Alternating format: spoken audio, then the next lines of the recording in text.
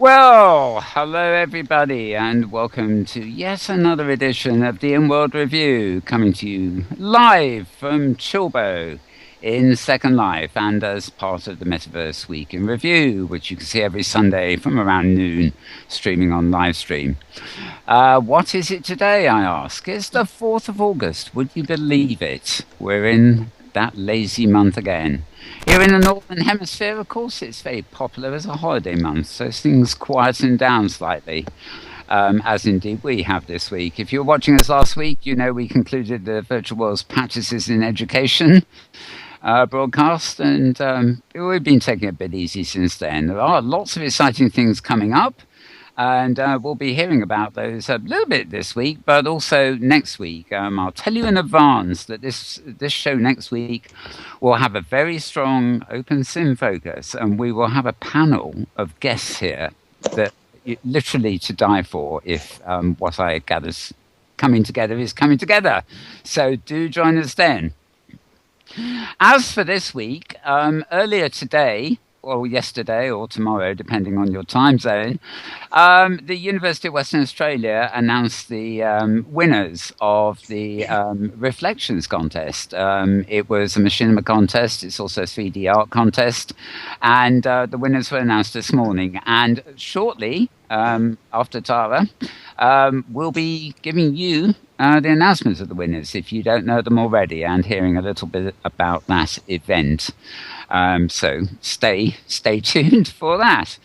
Now, as usual, I've got my own sort of personal little list of news items from the week in front of me, mostly to do with the greater metaverse rather than here in Second Life.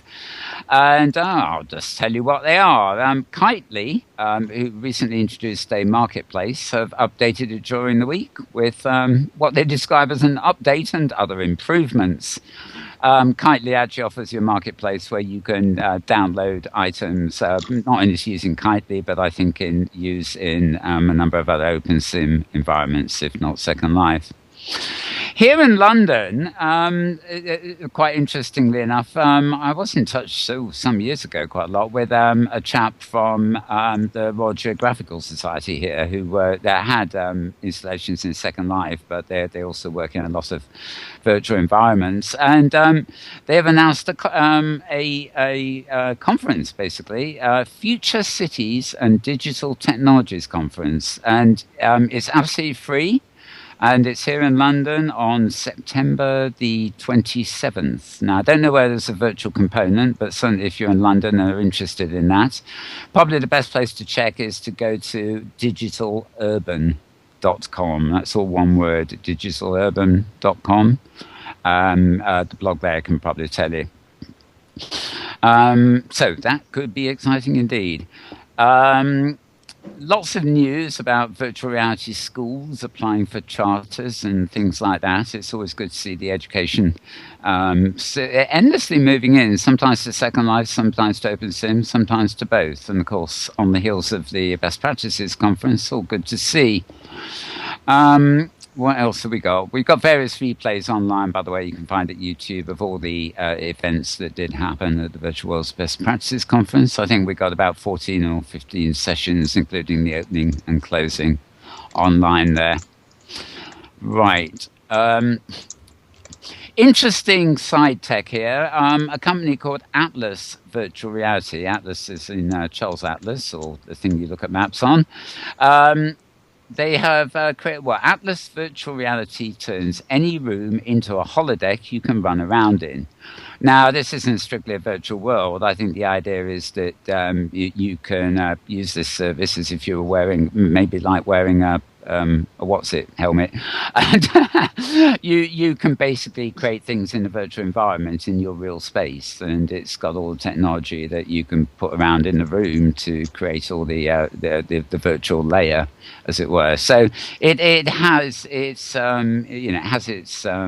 bearings on virtual spaces, even though it's not something I would quite call a virtual world at this present time.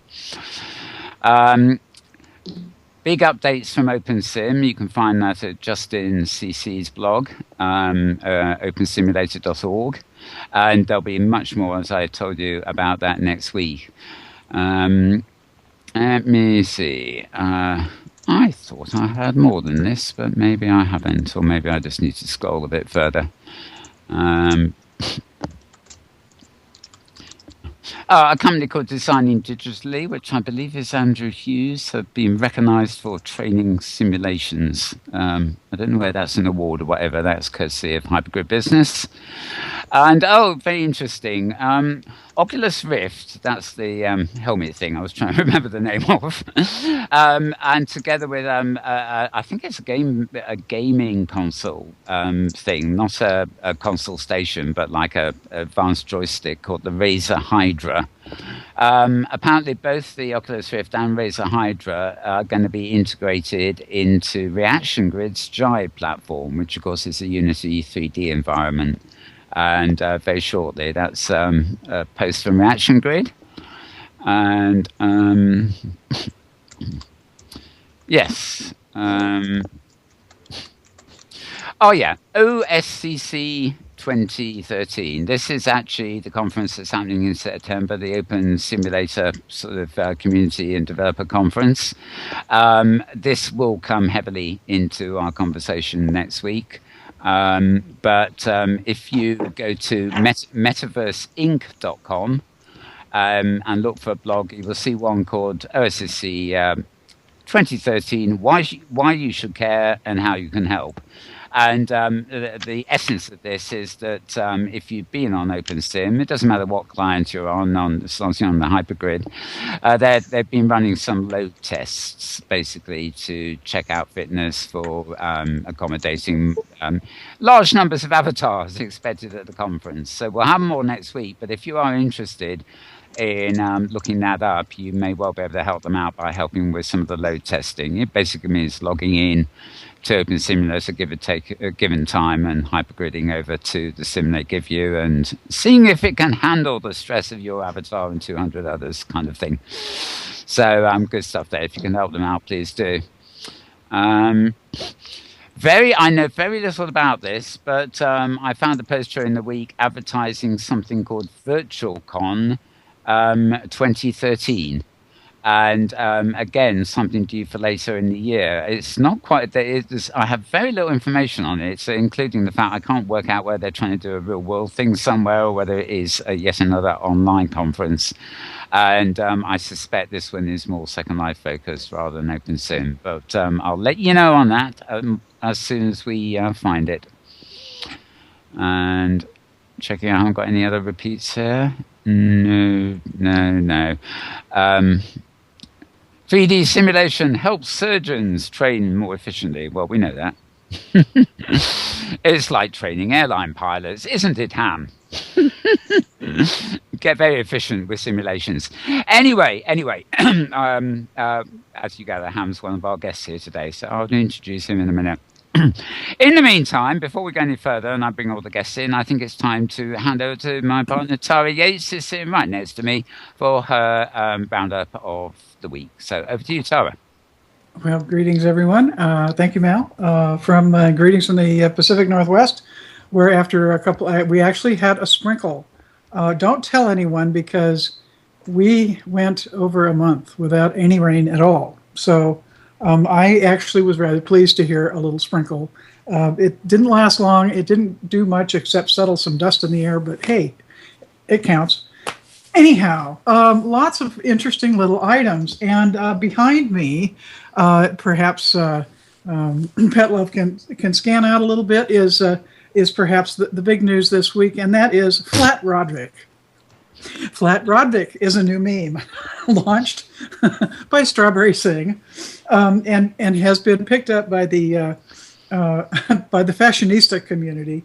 And obviously, if she moves the camera around, you'll see that Flat Rodvik is indeed flat. Anyhow, you too can have your very own Flat Rodvik available in the Second Life Marketplace, and you can take him anywhere. Lots of fashionistas are having a good time taking him on dates to various strange locations and trying various things with him.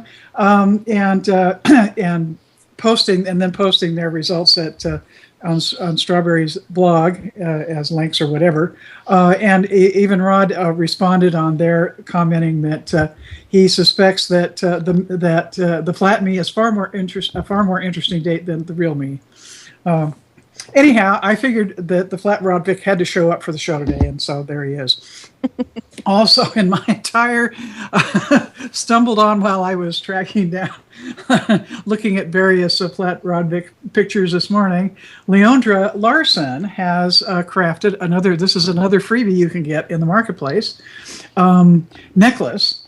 And you can't really get a real good look at it without a very close up cam in on it. But this is a little freebie item promoting this year's Burn 2, which has the theme of Cargo Cult, You Are the Cargo. And what it is, it's a teeny little cargo box with jewels in it. And it's very cute, and it's free. And no, we're not showing off my chest, we're showing off the necklace.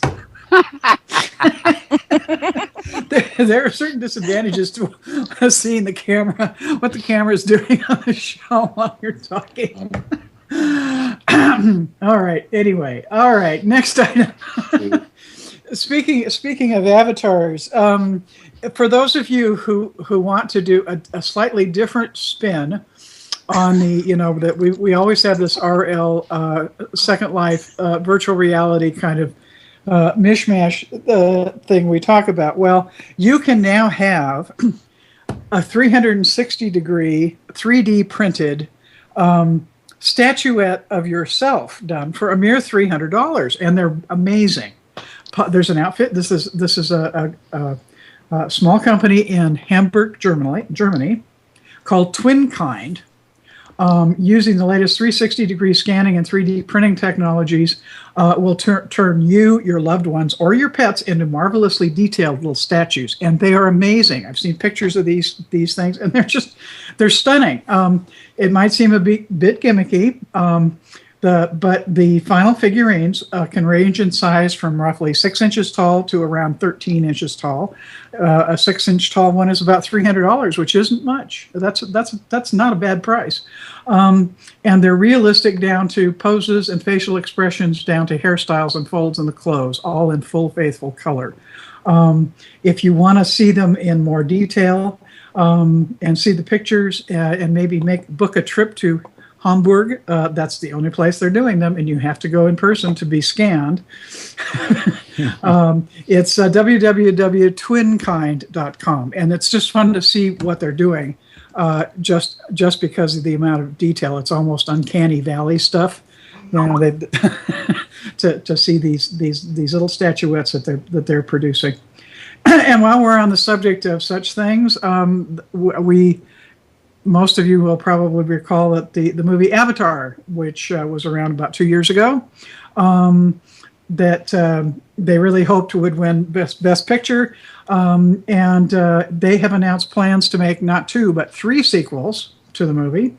And originally there was only 2 sequels planned, but now they have 3 planned. But you're going to have to wait a while.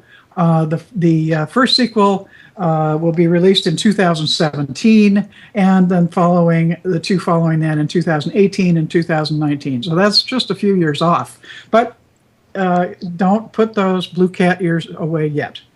They're going to get used again. Okay, now one of the things that's clearly got the big buzz at the moment, of dubious distinction, I think, the Oculus Rift. You now can actually have your very own Inworld Oculus Rift. Here's another freebie for you. Send an IM to Jo Yardley. She has available an Oculus Rift headset Inworld, and she'll send you a copy, and you can make a picture if you want of your avatar wearing it and upload it to the official Second Life Facebook page. There's an Oculus Rift Second Life Facebook page now. So you could do that if you want. Or you can just get one, and so you have an odd item to put in your inventory. And in the world of devices, speaking of, I received in the mail this week a Leap device. Now the Leap device is this little gadget that translates hand motions into things happening on a computer screen. And there's certainly this device has had a fair amount of hype around it as well. And I have to say, on a first in plug in and fiddle around with it, I'm less than enthusiastic. Well, I'll just put it that way. They're not nearly as precise as it would be nice if they were. You have to position them so that they're pretty much in front of your keyboard, which isn't real handy for when you're doing other stuff. And if you put them higher, if you can place them higher, but if you do, then all of a sudden you have to get your whole shoulder in the action, and you'll definitely feel it in your arms. So it's an interesting device. It's probably got some future, but it definitely is I would say, save your dollars at this point until it's had more development done. There are already some Leap device games around, and those are kind of fun. I played a couple. Probably will play a couple more at some point. But I wouldn't rush out and raid the piggy bank just yet on that one. Let's see, three items from Linden Lab this week. They have done a major rework of Dio, which was the linked picture app of some time ago that they did their first beta on, and then it kind of vanished, and they've had a major overhaul, and they've got a new beta available. So if it hits your favorite app store for that. And also this week they launched Blocks World, which is their latest in its new product line, and a day later than anticipated. Well, that's pretty close. Blocks World was acquired by the lab here a while back, and so they finally got it on the block. There you are. Let's see, and the third item from the lab, once again, they're running a special for Second Life memberships at a discount for a quarter. That runs through a week from today. So if you're not currently a paid premium membership, and you've been thinking about it, now's the time. You get a reduced price for at least a quarter. Although, as I recall, if you do the calculations, your best buy really is buying it for paying an annual rather than a quarterly. Anyway, that's available. You too can have your very own slum house in one of the Linden areas, if you like that sort of thing. All right. Let's see. Last item I have. I'm going to have to. This is probably going to be the beginning of I'll do some follow up on this one because I didn't really have enough time to dig into it all. But Rutgers Law has a grant from the National Science Foundation, and they're doing a first-time ever empirical study of copyright and user-generated content on social media platforms, and they've done just a preliminary peek at the first round of survey data, which is of user creators, player authors, that's what they call it. They had about 400 valid responses. Their survey was skewed seriously male, 80%. So from the get-go, it probably does not very well represent the Second Life audience. But they obviously were aiming at a really broad stroke of gamers using PCs and game consoles and mobile devices. They said that the women preferred mobile gaming platforms more than men that took the survey, and preferred the PC as a gaming platform less than men. So that tells you a few things too. Anyway, it looks very interesting, and they're really this is all feeding into the bigger study, which is trying to understand how various forms of popular creativity intersect with copyright law. Which is, I think, a very interesting subject to be exploring. So student research assistants are working with the primary professor analyzing avatars, 3D printing templates, fan fiction, Second Life artwork, and other forms of user-generated content. And the students have become key players in the study, so that's all very interesting. So I think there will be some interesting takeaways from this when they've gotten more data out and when I have a chance to actually review all of what is currently available. And I think that's all I have at the moment. So back to you, Mal, and you can introduce who's here. Indeed. Well, thank you indeed very much, Tara, for the guided tour of your chest. Right. Sorry about that. Do you know? Actually, I didn't get it delivered by Linden Labs, but that necklace I think is possibly the first necklace I ever attempted to buy in Second Life. I did not succeed in getting it, free though it was. It didn't get delivered from the marketplace. I think it may have been, I ordered it via the iPad thing, and I think the window may have gone a bit wonky.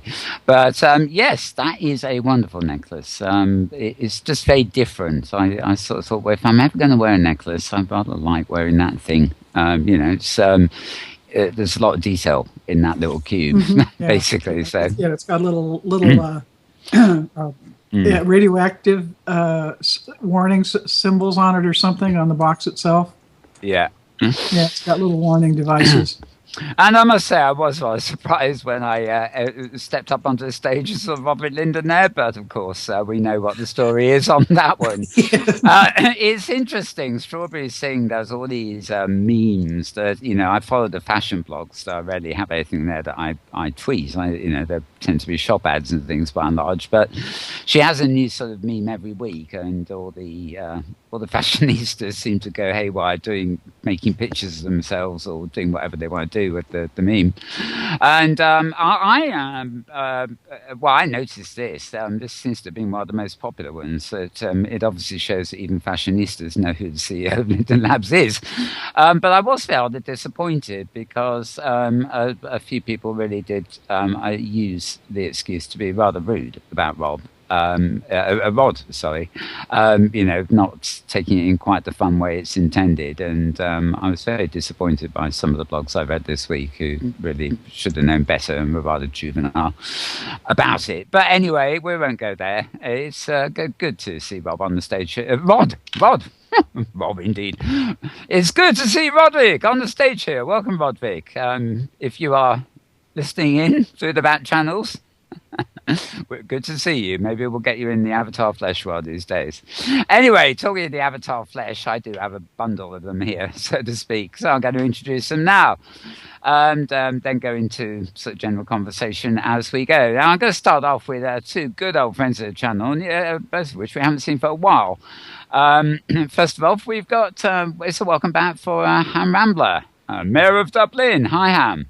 Greetings. I don't know if you can hear me or not, but I'm here. I'm connected. Good to see you all. It's good. For a moment there, I actually thought you'd upset Linden Labs and they put an Invisiprim piece of tape over your mouth. But I gather we've managed to resolve that now, and they're letting you open your lips for the benefit of the audience. So good to see you. Nice to be here. Ham, of course, is known for Virtual Dublin, although we have met many times in RL London. And our next guest is really an old friend of the channel. I don't think she's ever been on the show since we've actually moved to the Inworld version of it, but she used to come on almost every week on the live cam business of days ago, and it's a welcome back, therefore, to Debs Regent. Hi, Debs. Hi, Mal. Hi, everybody. It's nice to be back, and it's just nice to be back. Well, it's absolutely great to see you back. For those who don't know, Debs is the owner of, Virtually London. I'm the Mayor of London. How about that? If Hams can be the Mayor of Dublin, I'll be the Mayor of London. Okay, so Debs is the Mayor of London. So we have two real-life cities, both in the UK. No, they're not, are they? Oh dear, I've put my foot in it there. Both in the congregation of islands somewhere off the European coast, in real life. But they feel that they feel like they're neighbours. Put it that way. Well, they are neighbours. That's the way we have virtual and real neighbours. Anyway, we'll be coming back to hearing from these different outposts a little bit later in the show. Now, I'm also joined, sitting next to me, wonderful Petlove Petshop. Hi, Pet. Hi. Pet's, as always, on camera as well, so multitasking as ever, but she does it oh so well. How can we? Thank you. Pet was earlier on, coincidentally, at the awards ceremony for the University of Western Australia's Reflections contest. And for those of you, I'm sure anybody familiar with our channel here, especially if you watch the surrounding machinima we have after the Inworld show, you'll know that for months and months and months on end, we have been showing a good few clips every week, which have been the latest submissions machinima-wise to the Reflections contest at the University of Western Australia. And I'd like to introduce my final guest. She works with Lapiskian, or Piscean, if I get it right, who you met on the show several times. She's also helped us film all sorts of extraordinary things. Inworld, anyway. Her name is Secret Rage. Hi, Secret. Good afternoon. And I'm going to come first to you, Secret, because... why did I know that? Because I sort of told you in advance, because some of you who were in World at 6 a.m. SLT... as Petlove and I were. As Petlove and you were, may well have attended the awards ceremony for Reflections, but you were there in the flesh, and you very kindly agreed to, for the benefit of those who don't know or weren't there, to give us a rundown on the winners and everything else that happened. Are you? So I'm going to... I certainly will. I'd be glad to. Okay. I was thinking that we might start with the 3D first. Yeah. Oh, yes. Or shall we start with audience participation? That was another award where if you watched all the films and sort of judged what the judges were going to choose, you could be awarded prizes in both the 3D and in machinima. Okay, I think let's go through the main nominations and the judges' winners. I was actually on the machinima panel, though I couldn't, unfortunately, get my things in for the 3D. Let's go through the main ones first, then sort of round off with the People's Choice Awards, I guess they are. So, yeah. Okay. Start where you will. Yeah. Okay, well then, I will just start at the top of the list, I guess. And we finally had an upset. Tootsie did not win this year in machinima. Oh. Well, that's not entirely true. Did not win first place this year in machinima. That's right. This year there was an upset. Finally, I shouldn't say it that way. That doesn't sound nice. I don't mean it mean. I don't mean it mean. No. But everybody was kind of rooting for, I guess a little bit of a change, maybe. I don't know. But anyway, and Tootsie still came in second, so it's all good. But first prize went to Glyph Graves. And it was a wonderful film. I don't know if you saw it or did you? I'm sure you did, didn't you? I certainly did. It was called I Thought I Hated Him. Oh, yeah. Yeah. Yes, that came in first. Whoa. And Glyph is from Sydney. So I think maybe I'll mention that as I go so people can kind of see how global it actually ended up. Okay, second prize with it was a joint prize. There were a lot of ties, by the way. A lot of ties. There were, more than ever. A lot of ties, yes. Okay, so tying on second were 1, 2, 3. 3 ties at second. One of them was, I'm not sure how to pronounce this name, honestly. It's Jipe, I believe. Loon. And from France. And that was Mirror with 4 Virgins. Oh, no, I'm sorry. Oh, wait. I got to back up. I'm at 3D. I'm so sorry. Glyph Graves was first at 3D. I'm so sorry. Was first at 3D. And then second was Jipe Loon with Mirror with 4 Virgins. I'm just going to continue with the 3D. I'm so sorry. Then also at second was Carmsy Melody, who did a collaboration with Struthius. And that was called Looking Back. That was also at second. Also at second was Silent Reflections by Cristali Rabeni. And that's an English entry. Okay, so considering there were 3 tied at second, then it doesn't have a third or a fourth, so it goes to fifth. And at fifth, we also had three-way tie. Quantum by Barry Riches, Neuron Sphere by Shen Coleman, and Echo's Reflecting Pool by Misprint Thursday. Then, since there were those 3 tied at fifth, we jump up to eighth. Eighth was Fruit of Time by Rebecca Bashley. It also was Reflections of Waves by Nino Vachon. And then since we had another tie, it jumps to 10th, where we also had, let's see, 1, 2, 3 there. Hidden by Rose Brashofsky. She's in Amsterdam. Who Are You by Blue Suki of Seattle. And Reflections of Reflections Carousel by Yepar, and I really don't know how to pronounce this. It's Saez, Saez, from the Martinique Islands in the French Caribbean. Whoa. Okay, Good job. yeah. That is a global reach, isn't it? It really is. I don't think there were two from the same place there, or were there? Yes, we have France, United States, Australia. Yes, it was very nice. It was very nice. Okay, and then there was an honorable mention prize, which was also joint. Surprise, surprise. We had Soronishi. Oh. Strange Jokes from Simple Acorns Grow. And then Echoes Reflecting Pool by Misprint Thursday. Okay, and then another one, The Thinker by Amo Avro of Strasbourg, France. And then there was the Curator's Prize, which also was joint. Another big surprise. It seemed like every time he announced one, it was like, and tied for, right? There was a 3-way tie, a 4-way tie. Yeah. Okay, so the joint prize under the Curators was Talk Me Miklos also. Windows into Other Rooms. And Theory Low Tide of Popes, France. Let's see. Talkney is from, it doesn't say. Some of them don't say. And then, let's see. Then we go to the machinima. I'm so sorry. So. Yeah, no, that's there's just so many. Yeah. There are so many here. Okay. The first prize was not Glyph Graves for machinima. It was Vilvi Ray of Finland, Past Beyond. Ah. Yeah. Yes. Actually, I'm trying to. There were so many. 64. There are really 64. Yes. Yeah, exactly. And I watched screenings over at A View 4 days in a row, 16 each. I actually watched them here in real life on the big screen in one foul sweep. But I've seen most of them as we played them over the months. Next year you'll have to come to our screenings. It was a lot of fun. Yeah. A lot easier to take in small lumps too, really. I think I pitched in for that 16 one. 16 is not a small lump. Well, that's a lot of machinimas.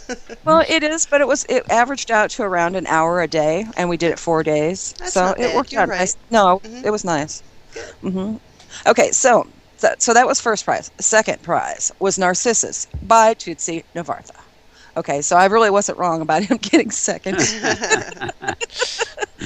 Okay, third, though the first two were very good, the third one is one that I particularly enjoyed, and that was Paulina's The Little Rascal. That was a lovely movie. Loved it. Just loved it. I adored that. It was so different, so refreshing. Yes. So charming. As you know, I'm not mentioning the monies involved, and there's a reason for that, because I don't think it's primary concern. I think the films are. Yeah, Sure. the winners. Yeah. Okay, good. All right. I just didn't know if you wanted me to go there or not. I was kind of hoping not. Okay, so fourth prize was The Mirror Lies, and that was by Spiral. I'm not really sure if he wants to go by Joe Zazulak or not, so Spiral Silverstar or Joe Zazulak. Spiral's so much easier. I'm used to that. That was another wonderful film. Okay, then fifth was by a good friend of mine, Erythro Asimov, and he's from France, by the way. Hasta tu Estrella. And sixth, coming in sixth was Bryn O of Toronto, with Juniper, another great film.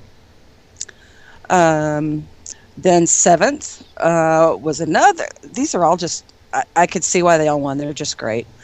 Seventh was Window on a Train by Natasha Rant and Karima Hoisan. And that is a German-Costa Rican compilation there. That was a nice collaboration. The collaborations they do. It's great stuff. Okay, and then coming in at eighth was Shadows Reflecting Darkness, also by Joe Zazulak of New Orleans, Mr. Spiral Silverstar. And then ninth was Kaya Tan, also by Erythro Asimov, a double win. Nice.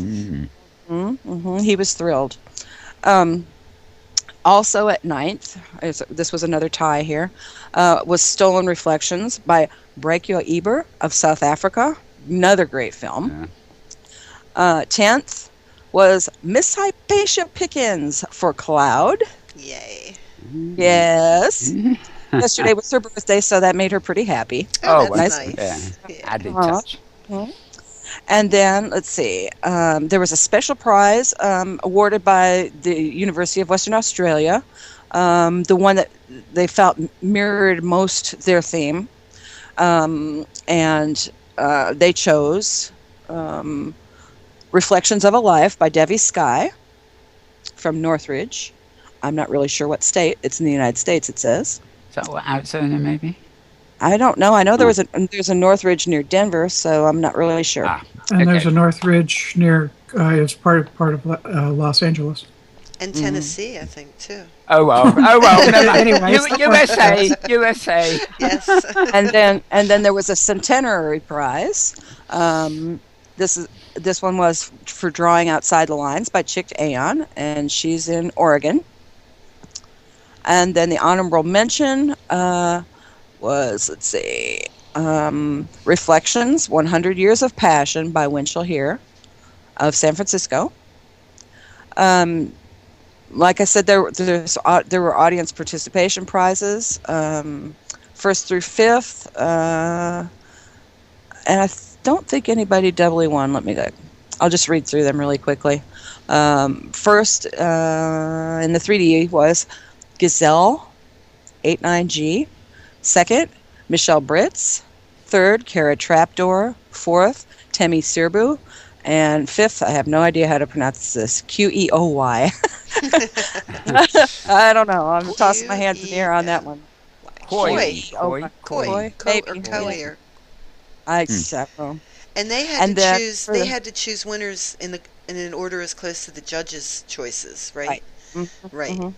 Yeah. That was the 3D, and then the machinima one was first was Karima Hoisan, second Lally Sorbet, third Lala Larix, fourth Veruca Van Dyke, and fifth Daiso.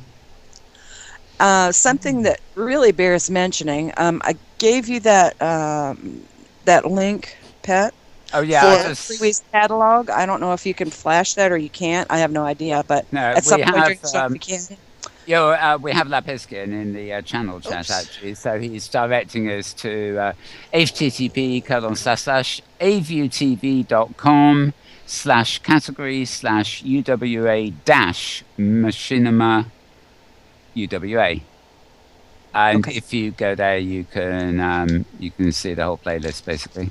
I guess. And then the thing that I was going to mention though is that Freewee Ling, who's the curator at the University of Western Australia, did an online catalog of the 3D show that is just wonderful. She does so much work for the university, and the catalog is, as always, beautiful, just beautiful. And like I said, I don't really know how we do links on here, so. We just sort of say them out loud. If we sometimes we manage to get them into the lower thirds, but I don't think we did that this morning. Okay, it's okay. Though. It's HTTP and then colon. Is that / I never know what to call those. / Okay, //issuu.com /freeweeling, which is FREEWEELING, all in one word, /docs /UWA_SIVA, which is SIVA _2.1 _-reflections. That's a long one, but thank you. It doesn't look so long when you read it. It does when you say it, though. Yeah, when you try to play it back. Okay, but what? And if anybody's watching that didn't get that address, just IM me in World. I'll be glad to send it to you. There you go. Right. If they're watching the replay online, they've got the pause and slow button and replay it word by word. Well, just in case, because I surely don't mind giving it out. It's just a wonderful work that she did. So that's a fascinating results there. It's something else. There's quite a lot of crossover, isn't there, between the 3D art and the machinima? I mean, the machinima will include the 3D art. And sometimes the machinima makers are making 3D art too. Yes. Well, in my particular case, just because I'm a good example of that, 3D is really my thing. 3D is really what I do. And I had a piece in this contest. Didn't win anything, but that's okay. I liked my piece, and I'm happy with it anyway, so it's all good. But I was also a collaborator on a film with Sophia Yates. So, and I built all the sets for that. So we do crossover a lot.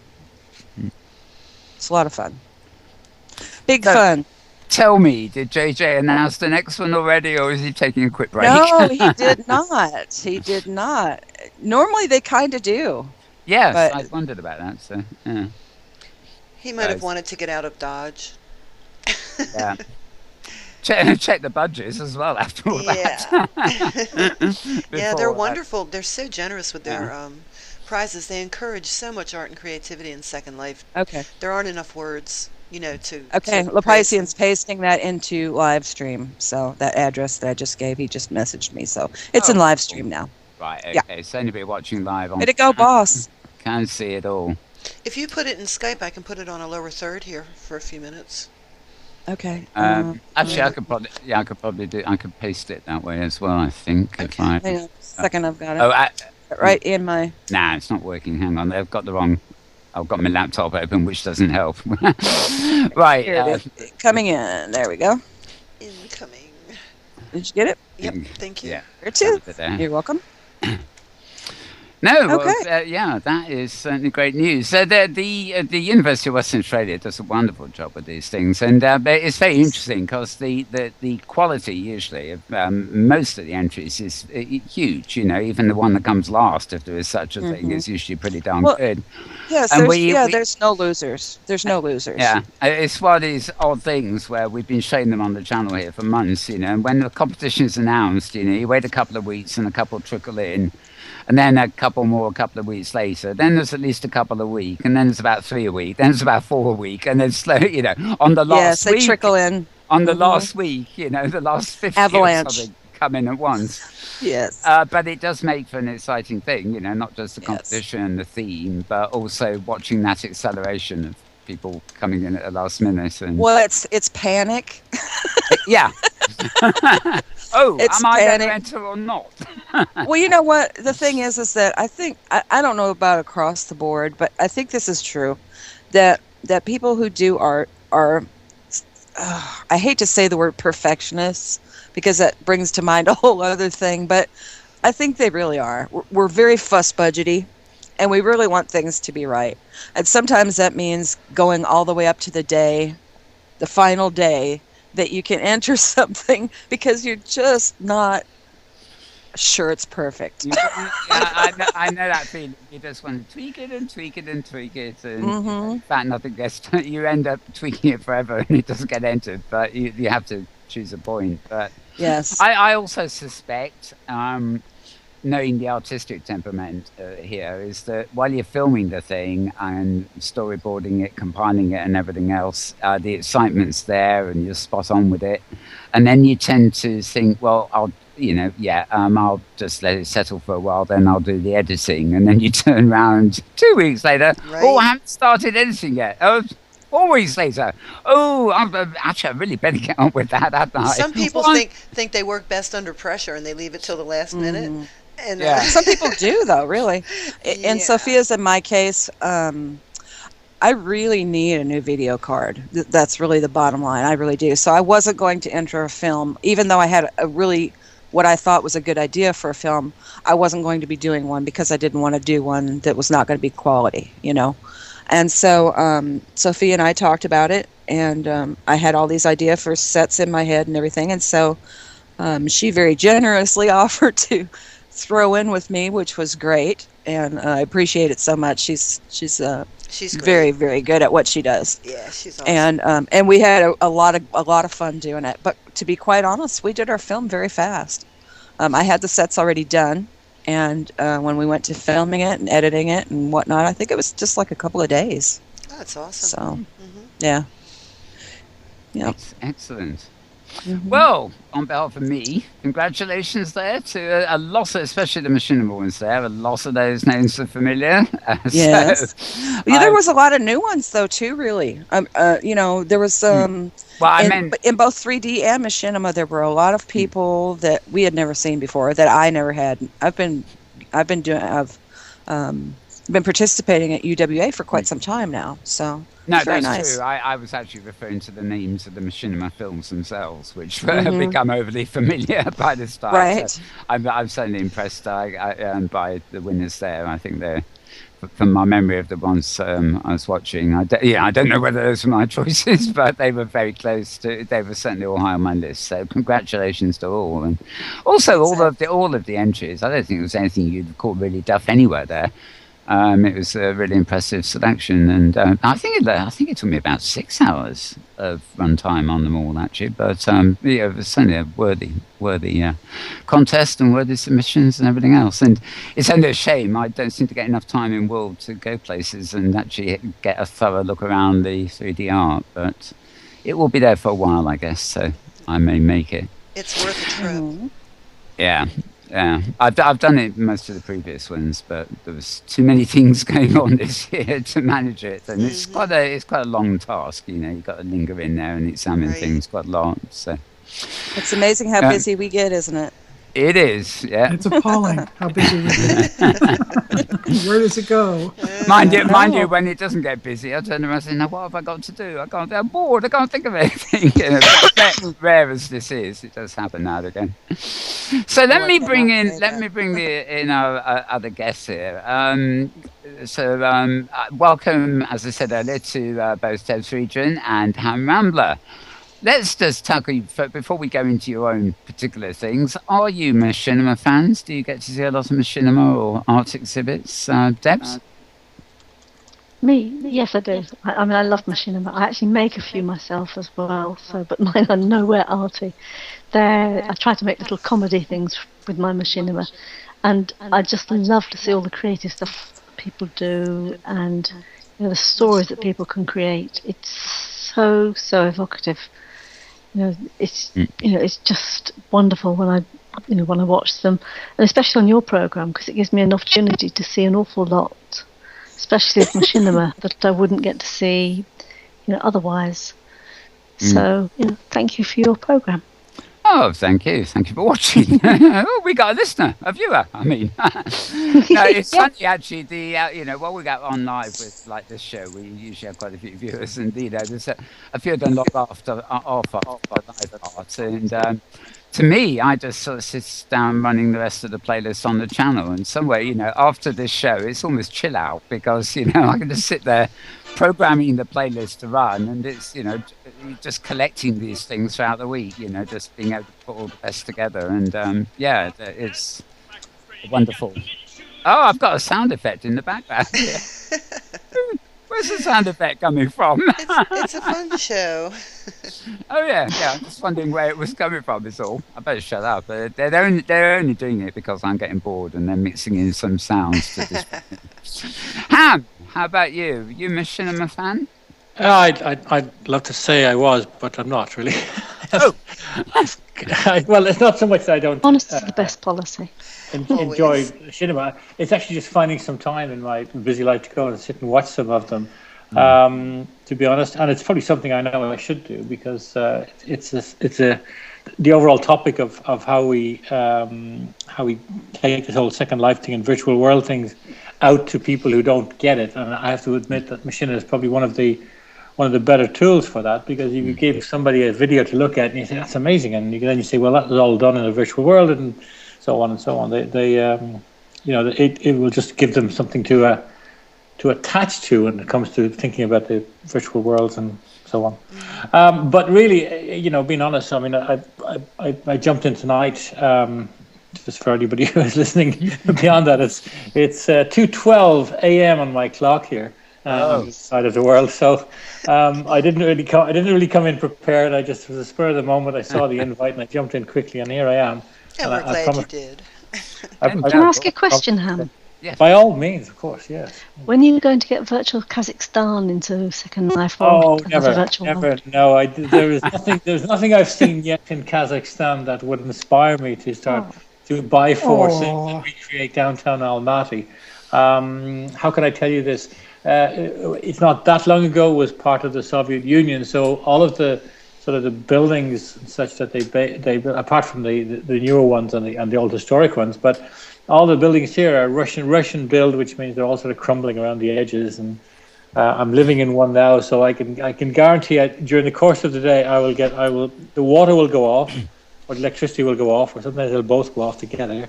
Hot water may or may not be there at the time when I need it. Sounds like Portugal. So on and so on and so on. But you have internet. But you have internet. God, put internet in very quickly, and that is now. And it's amazing. It's become, of course, the utility, which means the phone service. I don't have a phone here in this apartment, nor do I want one. So I'll stick with the new internet technology for all of that. But machinima, yes, I have seen some of them. I would like to see more of them, and I will start, I think, probably linking some of them to my non-Second Life but other digital accounts, whether it's my YouTube account or my Twitter or anything else. It's something I need to do. It's funny, I agree with you on this, really. It's sort of, a talking head show like this is just picture radio, really. And, I think it's out, if we're reaching people outside of these worlds, so much better. But machinima and possibly broadcast events and things like that, I like the feeling that you could almost, you'd always have that button there that says, if you're enjoying this show, you're only seeing half of it, get in there. So it's sort of, hopefully people see some possibilities in these things and think, oh God, I've got to actually see, if I could walk in that space instead of just watching it, I'll go and do it. I don't know how many people have ever done that, but it's, I'd like to think that's the effect it has. So I'm actually very much the same. Machinima, as indeed watching other programs, is indeed very time consuming. I tend to watch the first 30 seconds and if they look promising, download them. And then watch them. I'll then take a few hours to watch them all in a bundle when I feel like I need some relaxation time, rather than when I'm actually doing anything else. Isn't 7 seconds the given time? I don't know. Yeah, probably 10 seconds or something, and I know whether it's going to be worth downloading. And even if I download something, I may play it back in its entirety on a playlist later when I've got some time, and then decide it really wasn't worth downloading after all. But at the end of the process, at the end of the week, there's usually a few things I can upload here to the channel to replay. So you can't watch everything. It's like real world television, actually. 1,000 channels and nothing on, but you certainly can't watch them all at once. Well, maybe with the screen business you can get to about 4, but there's a limit. So, but it's just a wonderful art form. And I love what I call inhabited machinima, which is things done in Second Life and places where the avatar, the character in the machinima, is being played by a real world actor. The character in the film you're watching is as inhabited as if it was filmed in real life. And that, although I like a lot of constructed machinima, done in Movie Storm and offline programs that have nothing to do with virtual worlds, I like those too, but I feel there's a more, there's just an implicit flavour in the inhabited stuff, as I call it, that gives it a special quality that others don't have. So that's my thought on that. Let's get to local. Let's go local for a while. Look at our local communities. London to start. Debs, how is Second Life London? We haven't, you haven't been with us for a while, so there's probably a lot changed. I've popped in there now and again, but I'm sure you're more up to date than I am from a perusal point of view. What's happening with London? What's happening in London in Second Life? London in Second Life is doing what it does best, which is entertaining people. So at the moment we've turned the whole place into a beach. So what used to be a nice green park is now a beach. Oh. Which is quite interesting. We've gone to Essex, haven't we, mate? We've gone to Essex and Southend. Oh, dear. Oh, dear. So it's Kiss Me Quick hats and, funfair rides and swimming in the sewers. Which people seem to like, because we've got about 50 people there all the time. And, it's a bit of fun. It's a bit of fun. And I think that's important about Second Life. I mean, you've got to have fun. And about virtual worlds, one thing you've got to do is have fun. So we're building that. We've been updating some of the mesh, some with mesh. So that's an interesting thing. We've actually started some new sims which aren't necessarily in Second Life as well. I was going to say. Yeah. I've just passed you a detailed shot of one of the builds in the new sims. We're building from the Parliament down to Tower Bridge. So it'll be fun. Oh, very nice. I can't get over this beach business. I mean, what's wrong with the Serpentine? Just put a bit of extra sand around the edges and go out on all those wonderful boats. And the Serpentine's got boats on. The Serpentine's a beach. The beach of the Serpentine. It's even got Southend Pier on it, on the Serpentine. Oh dear, things so geographical accuracy is not quite in the fore at the moment. Well, it's August bank holidays, and it's the silly season. So why not just get silly with everybody else? It just seems like a fun thing to do. Has Flat Rodfic paid a visit yet? I don't think so. He should do, shouldn't he? Because he's from the UK. Well, it doesn't take much to rotate him and make him into a beach man. That's a good idea. We can have Flat Rodfic. That's a good idea. Who do I ask for? We could have dress Flat Rodfic contests. Yeah, and I have seen a couple of shots of Flat Rodfic sunbathing. He does look a little Waldo-ish, doesn't he? You can put a whole bunch of him. Does he copy? Put a whole bunch I of think him in a place. You can't transfer him, but but you can copy him. Oh yeah, make a whole group of him. I'd be photoshopping him. It's that funny soldier-like hat and the goggles that don't quite gel with me, because the avatar himself. Oh yeah, hang on. He's a rabbit. He's replicating. Hey, spam, kill it. The goggles. Don't automate that. Yeah, I would change his hat too. He looks more kind of like an airline pilot. You could think of it as an airline pilot. Ham's very quiet here. Everything except the hat and goggles is. Maybe he's a wannabe airline pilot. We know he likes to fly. It's the way he's got some avatars that are actually planes and vehicles, but this is actually the same avatar he invested in originally.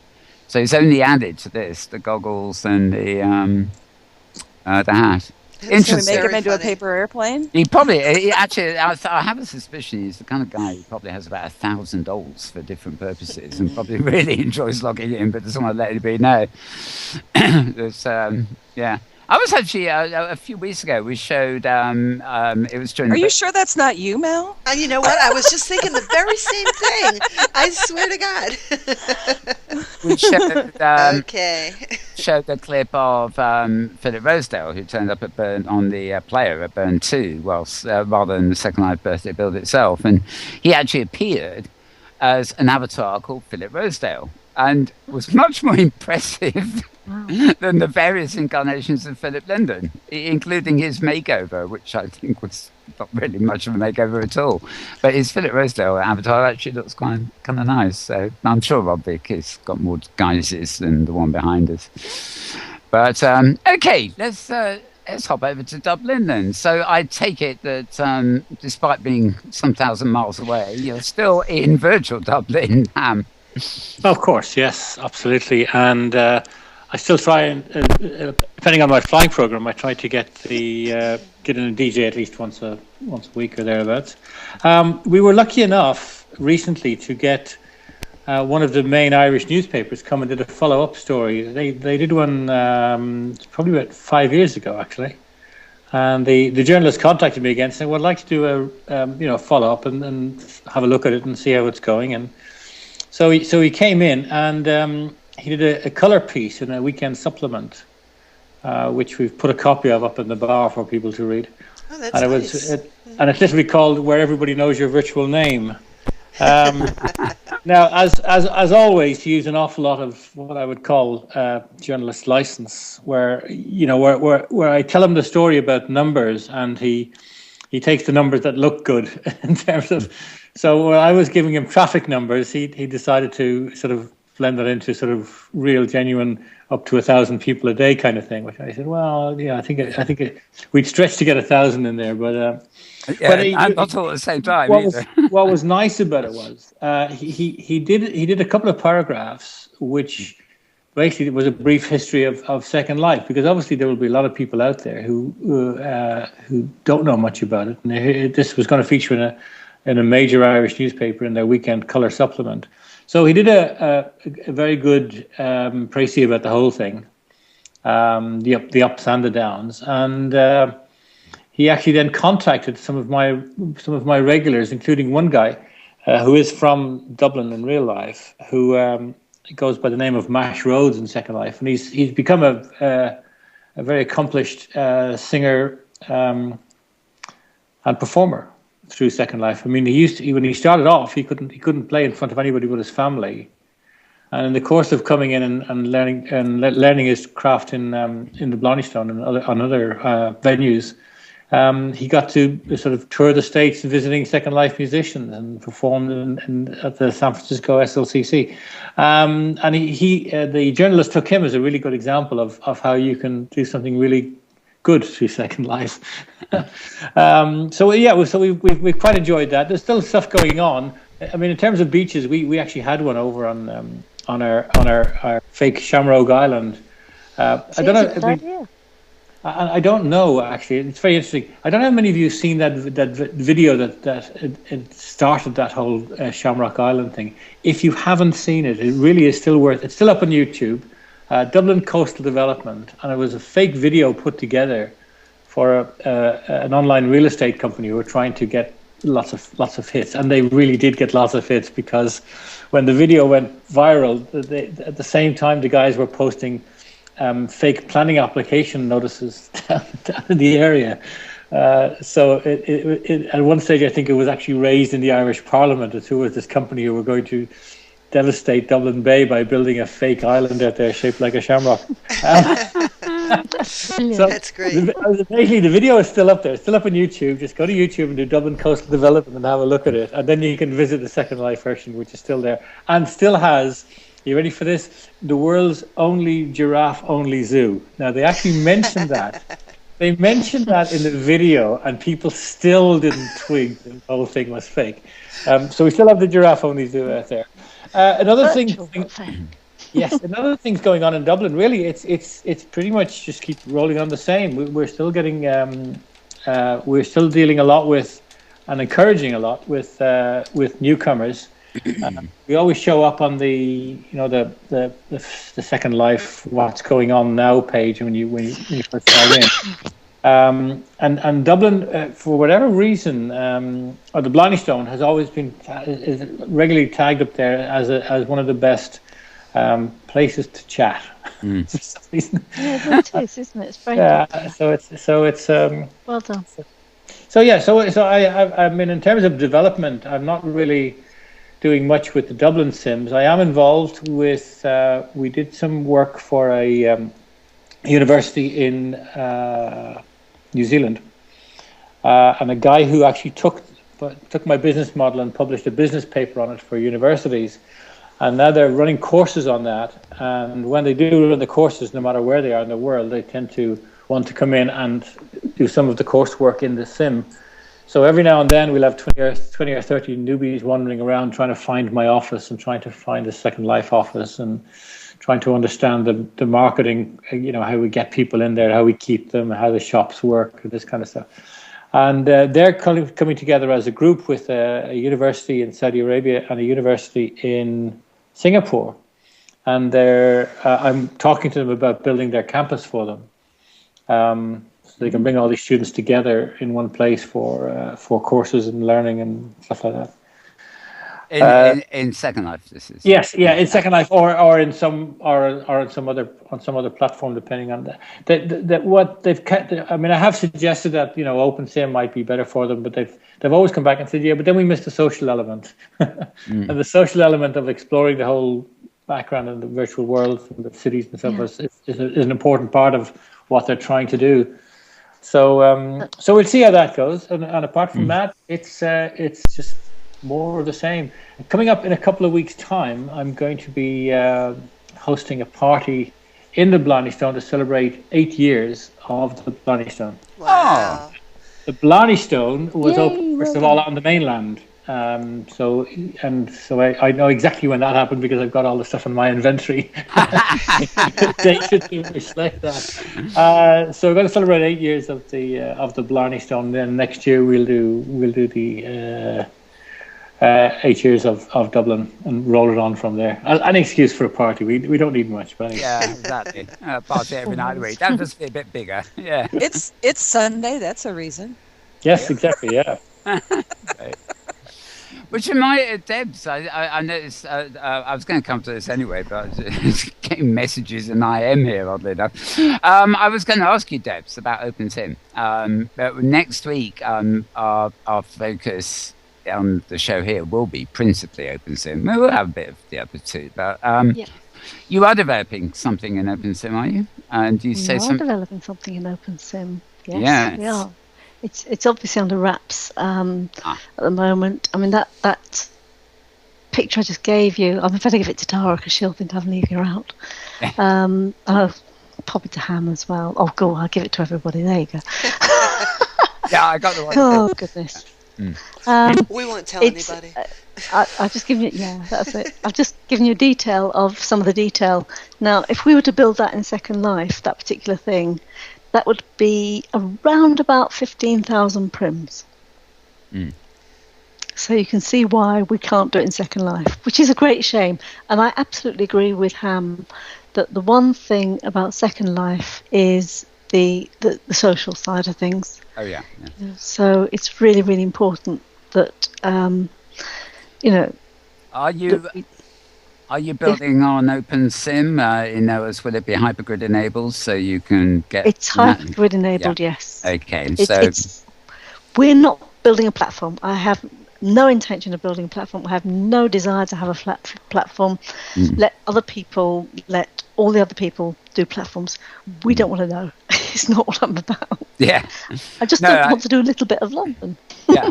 Well, exactly. No, I mean, I think potentially, if you publicise it the right way and OpenSim is developing, if it's on the hypergrid, then, it's a matter of getting people in there. But, potentially there are lots of people who can hypergrid over to you, which I think, is important because if, there are...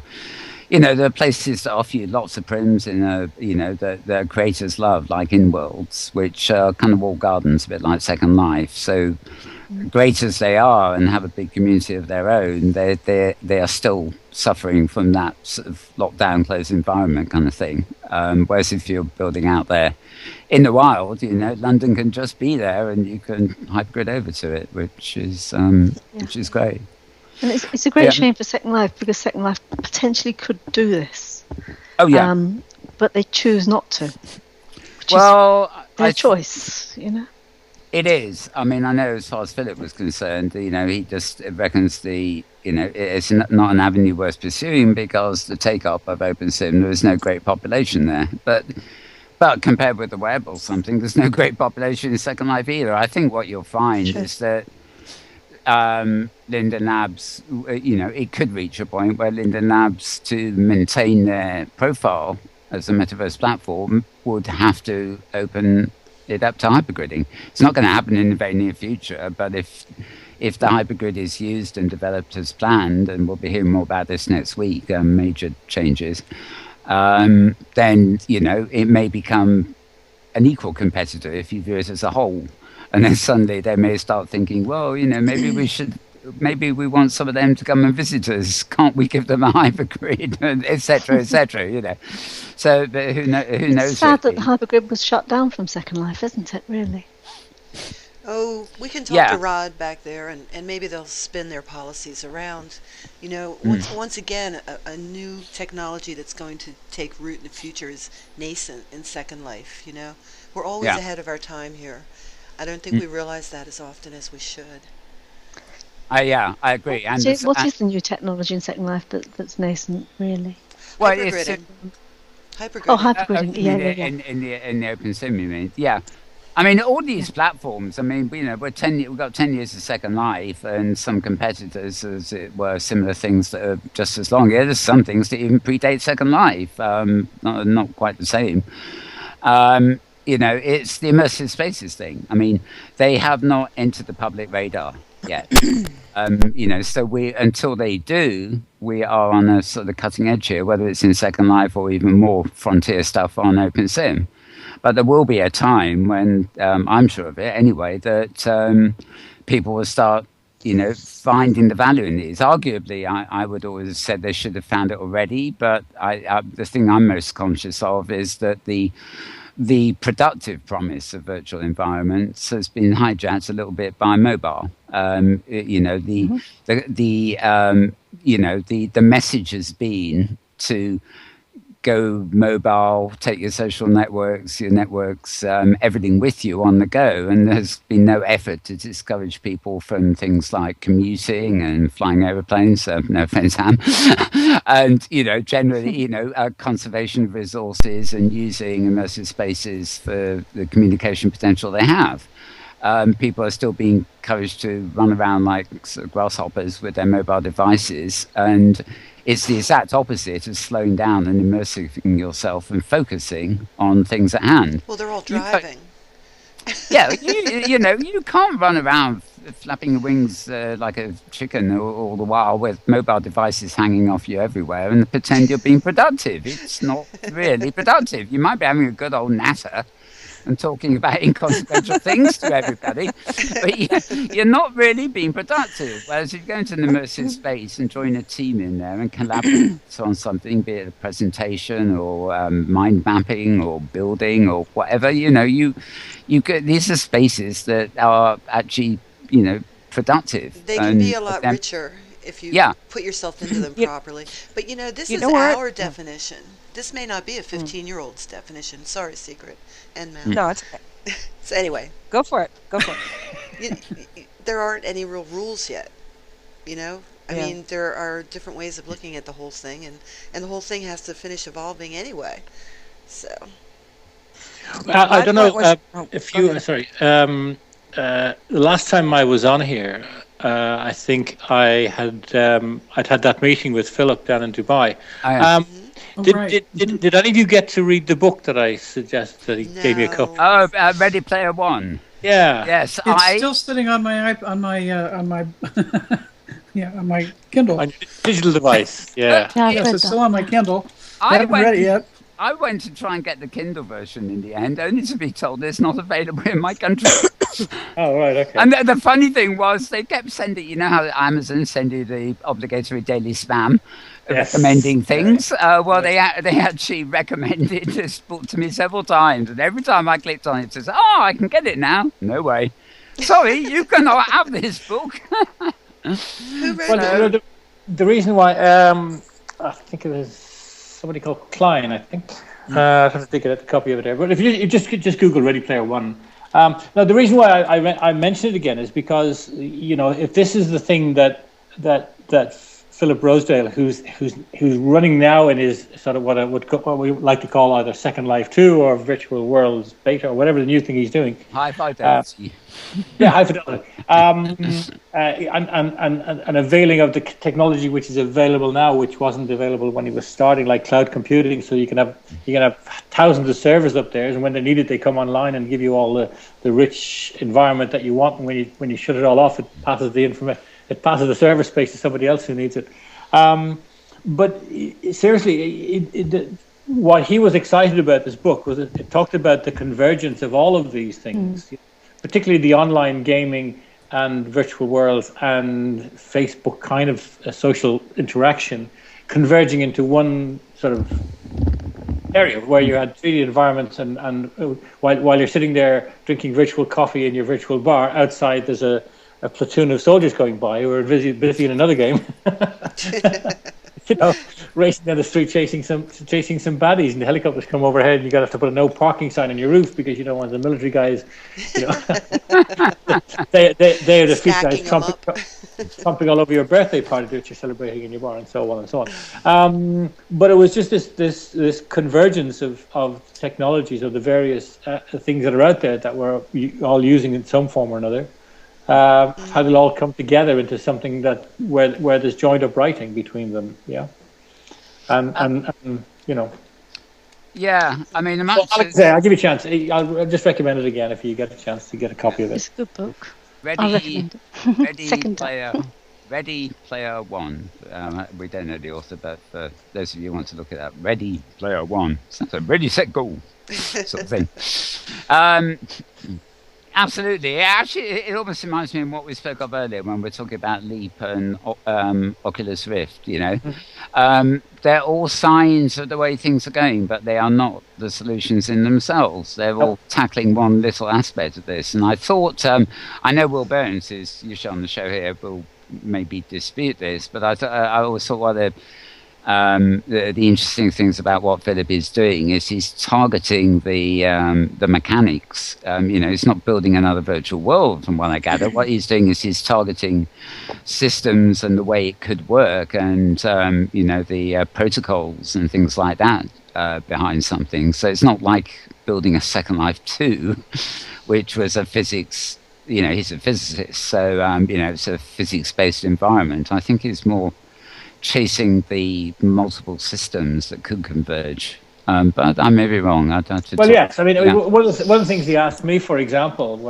was he said, when you've got a live musician performing in the Blarney Stone, for example, wouldn't it be pretty cool if that avatar was reacting in exactly the same way as the musician was reacting in real life. In other words, everything he was doing was being picked up by something like a Kinect, and therefore the avatar was being driven at this high level with the mouth opening and closing in sync with the music, and as soon as he moves as he jiggles around in his bedroom, his avatar is jiggling around in exactly the same way on a stage, and so on and so on. So it's just ramping up the experience. So it becomes a little bit more realistic and a little bit more reflective of what's going on in the background. And this he saw all happening through the fact that if you needed extra computing. I mean, he actually said to me, when I look back, he said, I can't believe how mad we were when we were getting servers, 10 to 15 servers delivered on a daily basis, which we were having to configure and put up and rack and get into the system going, and we'd barely have them done at 6 o'clock, and there'd be a phone call saying, "Oh, by the way, your next bunch of servers are coming tomorrow morning at 8 o'clock." When you look at now, and you say, "Well, you want a bit of space on the internet, somebody can sell it to you." I mean, I've got 4 or 5 different online drives. Sitting out there, and all of my devices can connect to them when they need to, and don't when they don't, and so on and so on. So so I'll be kind of fishing around soon to see if I can get another chat and see what's going on with that project. But I just see that Second Life, as it stands, will just keep doing what it's doing, if I can just put it that way. I mean, at the end of the day, they're still in profit and they're still making money. But they are spending it on other things. They're still it's still a pioneering platform, and they pioneered it. I mean, I don't think they'll have any reason to change until they're up against some hefty competition that when they're going to realize, hang on, if we're going to maintain our uniqueness, we're going to have to. Also, though, there's only so much you can change at a time without messing up the whole program. You know what I mean? And we've seen this recently. I was going to say. I mean, there's only baby steps. I'd like to see them do baby steps forever. I mean, what I'd really like to see pulled in is the educational thing. I think the educational draw, using this as a virtual learning tool,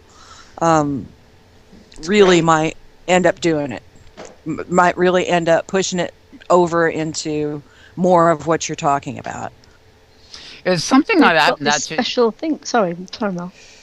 Well, as I was going to say, it's something I don't think I actually discussed on this program, but it's forever lurking in the back of my mind with the server-side baking and using uploading mesh and things like this.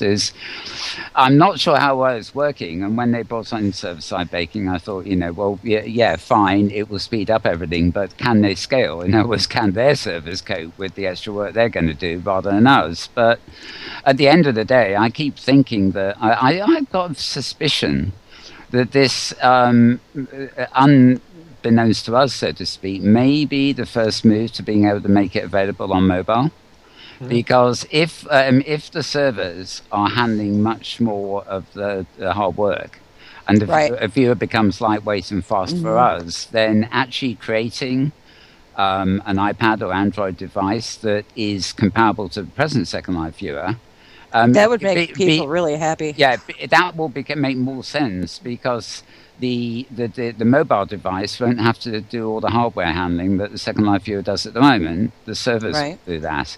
So if they succeed in moving all the weight over to their servers, they will probably be in a position to say, right, well, now we've got the viewer lightweight, we can also make apps and other things that other viewers that are equally lightweight for more lightweight devices. And I wonder if that, I don't know what Rod's thinking when he's in 3D even, but I wonder if that's part of the long-term strategy. It wouldn't surprise me. But I think the point he made was, when he was starting all this, was that you had to physically buy these servers. They were busy chunks of hardware, and you had to bring them all into somewhere, and then you had to line them all up and get them all talking to each other and make sure they all. And then by the time you get one lot done, the next lot were arriving in the door, and everything was expanding and so on. Whereas nowadays, you want server space. My son works for Rackspace, actually in London. And they cover some of the. I mean, they cover, for example, they're covering the Oyster card, and it isn't a matter of saying, well, your server went down. They can't ring up the Oyster. Tell me, sorry, your server broke. We should have one fixed for you tomorrow. These guys expect that Rackspace will ensure that their service is not interrupted in any way whatsoever for any reason. Yeah. Well, and of course, and speaking as backups and just. You never know where the servers are. They just come up. They sort it out. Yeah, and if I can speak from the other side of the fence in my RL techie job, where we are as software as a service, and work with the likes of Rackspace and others. They make that promise, but stuff goes down, and we have had such loveliness as somebody tripping over an extension cord, taking down servers, and so these sorts of, you've still got humans in there, and it's not just Rackspace. When you start talking this kind of, the kind of server load you're talking about, you're also talking about the likes of mirroring, using Akamai for acceleration based on geographic location, which involves caching and a whole bunch of other complexities. That's more than just this nice airy fairy notion that people carry around of what the cloud is, because it's not nearly as simple as it seems in the promotion of it. And I think, actually probably the most important thing in that, Tara, is what you said about mirroring, because I love the cloud, like Ham says. I got my Google Drive, my Dropbox. I think I've got about 20 different drives in the cloud that are synchronized to all of my computers or mobile devices, and I can, share them with whatever. And it's all very wonderful. But if that service goes down and it is so integrally wired in to all my machines, I'm scuppered. And the cloud, is what's on the cloud are still servers. They may be on huge farms like Amazon's or whatever, but they're still there. And you have to say, well, the online services, be they storage or other, come and go. And it's not whether they're free or whether they're paid. Big paid services sometimes just vanish overnight because their economy model's not working out. Like Bluehost, for example. Yeah. They're offline half the time nowadays. I mean, it's terrible. Yeah. I mean, you can go look at somebody like Rackspace, who are very well renowned. And they provide the best service they possibly can, but every server system needs to be rebooted now and again. I mean, if they've got any sense, everything's backed up. So if you take one server down, you fire up a duplicate. You don't have in those kinds of environments, you've got multiple layers of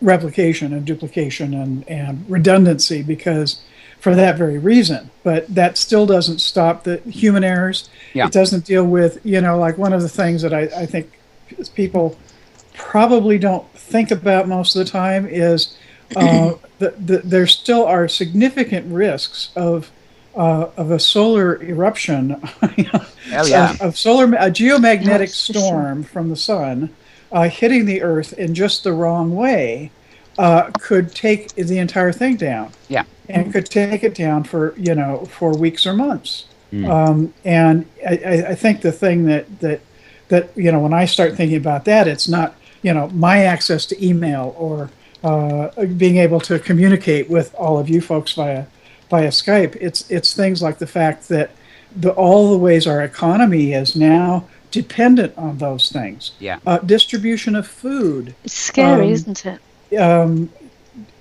Banking. The whole financial, it's just, that's the sort of thing that starts getting very scary. If you really are kind of aware of some of those global bigger centralization. Risks. Yeah, I mean, it's that something could happen in the next split second that would bring electronic communications down. Not necessarily wipe us all out on the planet, but it will set us way back, and our dependency, I agree, is a real problem there. Especially as all the backup is also electronic. But guys, we don't have to go too far back, and I mean, we really don't have to go too far back before people were walking around worried about these great big things in the sky that were called airplanes, and people were traveling and people were showing up on these things called airplanes. Yeah. But, I mean, the sky is falling. The sky is falling. So it's kind of appropriate that we can look at any stage of our development and say something new will come. Something new is coming along, and we'll always be skeptical about. Well, yeah, but is it safe or is it secure? Quantum computing, for example. Yeah, exactly. That's the next thing. My view is simple. Certainly, when it comes to things like the Rackspace, I mean, I know what they are peddling, what they're selling is the fact that if stuff is sitting on a server and that server blows up, we will be able to recover it for you. Maybe not instantly, and it may take a little while, but we will get it back for you. Whereas if that server is sitting in your computer in your sitting room and it blows up, you're stuffed. And that's what they're selling. It's effectively how they're peddling it, but they're selling it on a big scale to big companies and big organizations. And if I use the example back of the Oyster card in London, you think about the use of the Oyster card, and what has to be sitting in the background to make sure that you get on a train and then you get off at a station, and suddenly you find you can't get out of the station because the computer's broken down somewhere, and that's the one that's keeping track of your Oyster card. So it's funny, I suspect and bank cards as well. Yeah. I mean, I'm fairly confident that the main, backbone servers around the world, especially for the internet structure itself, are probably so deeply buried that they're immune from electrothermal whatevers. But we live with that all that at the while. But I do think it's when I was teaching Photoshop. This is really before the web. It started before the web. It was interesting. I was working with art directors and a lot of people, high-level people who needed really to know it in order to not be taken away by other people. But, I was always at pains to introduce it by making sure everybody knew the electronic parallel to something they knew traditionally in real life. And as time went by, I found that people were coming in and would actually have no grounding in those old-fashioned real-world techniques that I was trying to explain as an introduction to the Photoshop platform. And now, of course, it is so ubiquitous. I'm not all up to date with it anymore, but it's so ubiquitous that, people use it as the first stop. People who've never held a pen, let alone a brush, or done any ever experienced, manual separations of color, which is the way things were produced on paper and stuff like this. They have no inkling of the real world mechanics anymore. So that it's all software. And I love Photoshop, but I always had that feeling that this there may be a limit to how far this stuff can go. I mean, it was all offline then, but sort of down the line, somebody's got to keep a grip on these traditional skills. The human race and human development has been built on a long, long legacy of skills, and the fact that we can do everything electronic now is absolutely great, but we can't totally depend on that being there forever, and we need to preserve an archive, a lot of things that are essential to the history that led to this point, in case people ever need to go back to that. But True. you're talking about Thomas Caxton and the printing press here. Sorry, but you are. We're not going to go back. No, we're not. Sorry, but we're not. It's only going to go forward. I mean, this latest thing, quantum computing, it's in its infancy, but they're using it. Oh, yeah. And they're using it for a lot of the decision making processes. Well, NASA's got one. I think there's always going to be a small faction of people that will hold on to those talents, as it were.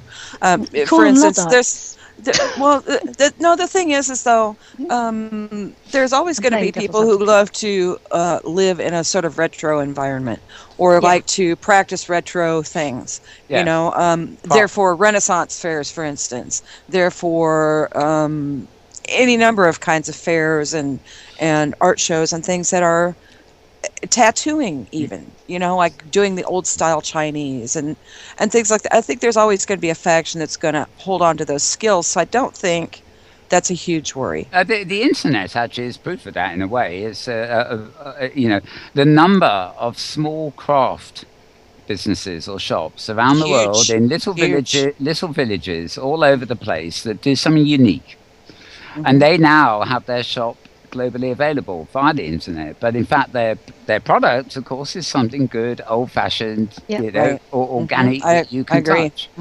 It's not so much that I'm worried about. I mean, I suppose anybody's read a bit of science fiction and you read post-apocalyptic stories and things like that. You pray that it will never happen, and therefore we just want to advance and advance and advance. But it's that lurking feeling that if something should go wrong, that the lineage to this point is sort of preserved, and we'll when I have books, even if we lose our electricity. Yeah, exactly. Don't even say those words. I've got my Kindle. Yeah. You heard her say that word, lose our electricity. I've got a wind. I would die. Can you run your Kindle with a wind-up engine? I wonder. Somebody should bring out a little wind-up clockwork engine that powers iPads and Kindles. I used to power my airbrush engine with a tire full of air. Oh. You can hook the hoses onto that. As long as the tire lasts. I mean, we're very ingenious little primates. We'll manage. Yeah, we will. Ultimately, will. But I mean, a little bit of caution does go a long way. And sort of. I can understand why people, going back to the Rackspace thing, will put their trust in the humans they deal with at Rackspace rather than a cloud, which is, say, Amazon. I mean, this very show is being encoded on a hard disk ready for all eventualities, as Pep will tell you. Actually, it's not. We never push the record button, Mal. But I'm getting it. On the channel here, where you're watching us live at live stream, frequently the record fails, so we have to use our backup. Yeah. But more to the point, when I'm using live stream, one thing I'm aware of is I'm not a live stream studio is just an interface run by live stream. All the heavy lifting is being done on Amazon cloud servers, And you've only got to look at the chaos in New York, when was it, about a year ago or something, where even Amazon's cloud servers, a whole segment of them were out during the power cuts of the storm and stuff. Nothing can be predicted. You know, you have got to take account of all eventualities. But I'm not saying I'll kill the internet now. Let's go back to our roots. Far from it. You know, I think we want to progress. And what Debs mentioned about quantum computing is, another step forward. That's as gigantic as computing. Converting everything into digital language was what we've done. We've done it with television, with radio, with online. Everything's gone. Anything analog that can be digitized has been digitized. But when you look at quantum computing, I mean, it's in terms of processing power and memory and stuff like that, it's a vast leap forward still. How soon till we have that on our desktop? It's fascinating stuff because they actually use, you're not going to like this, they use other universes. You know, there are many universes, but they actually use many universes and fire the protons throughout the different universes to get the results. And however many they fire out, you get, you get 1 over that number back. Neat. That's neat. So it's still a long way from perfect. You know, if you fire out 100, you get 1/100th of what you fired out back again. Yeah. So it's a long way from perfect. But, and I mean, the whole system, where it's theory at the moment. So it works, but it's actually not theory. They're using it works. It works, but the problem is there's lots of facets to it that aren't stable. For example, you can effectively. Quantum mechanics will actually say that a molecule that's in somewhere in my finger at the moment can also exist several light years away. Exactly. The trouble is, and in different universes. Yes, and that is already proven. But what can't be done is the two can't communicate yet. So you've got to be absolutely sure of the rules governing the mechanics, and then you can start working on the communications that ride on the top of it. So we're a long way down the line, but as you say, quantum mechanics are being used already. It's not a household thing; it's a military thing. And research, but it's huge. But can I just go back to the minute to where we started all this discussion about the future of the future of computing, and the rack space and the cloud computers of this world. All of these things. And I'm in an industry where we've done this for a long time. All of these things are done on a risk management basis.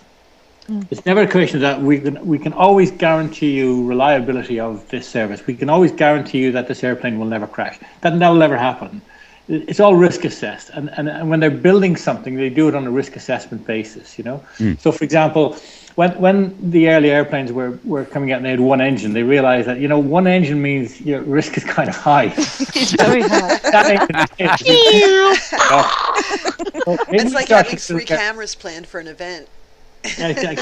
Yeah, and one works. All of it's about. It's risk assessment of saying, and so if you said, well, I'm planning to have three cameras for this event that I'm going to set up. And I'd say, well, is 3 cameras enough? If you lose one of those cameras, will the other 2 be able to pick up everything you need, or should you go for that one? And so on and so on. So this is what drives all of this stuff: is that you create something, or you provide a service, or you decide to go down a road of some technology, and for you to be able to sell it and get it used the way it's supposed to be, that has to be a risk assessment. And saying, well, great, I'll put this into my computer system, and it will improve my computer system overall. Yes. What if it fails? Well, there's always that risk, we give you 2 instead of 1 for what you want, and so on and so on and so on. And this is all what it comes down to. It's risk assessment, and you don't know how good the risk assessment is until you get some failures. What can I tell you? Yeah. I think Mal will remember the old days with software that used to go on discs in those days. Do you remember the grandfather, father and son regime that we used to have? That was really risk management as well. You have 3 copies, 3 versions, 3 backups. Yep. And then you got to say, well, we've got all these backups now. Where are we going to keep them safe? Yeah, that's right. Well, my backup drives go down faster than my internal drives, so I need backups of backups of backups of backups, how many, what chain? But then eventually a point comes where you think, well, okay, I haven't actually looked at what's on that disk for 4 years. Yeah. Okay, that's a secret. We're not going to talk about that. Oh gosh!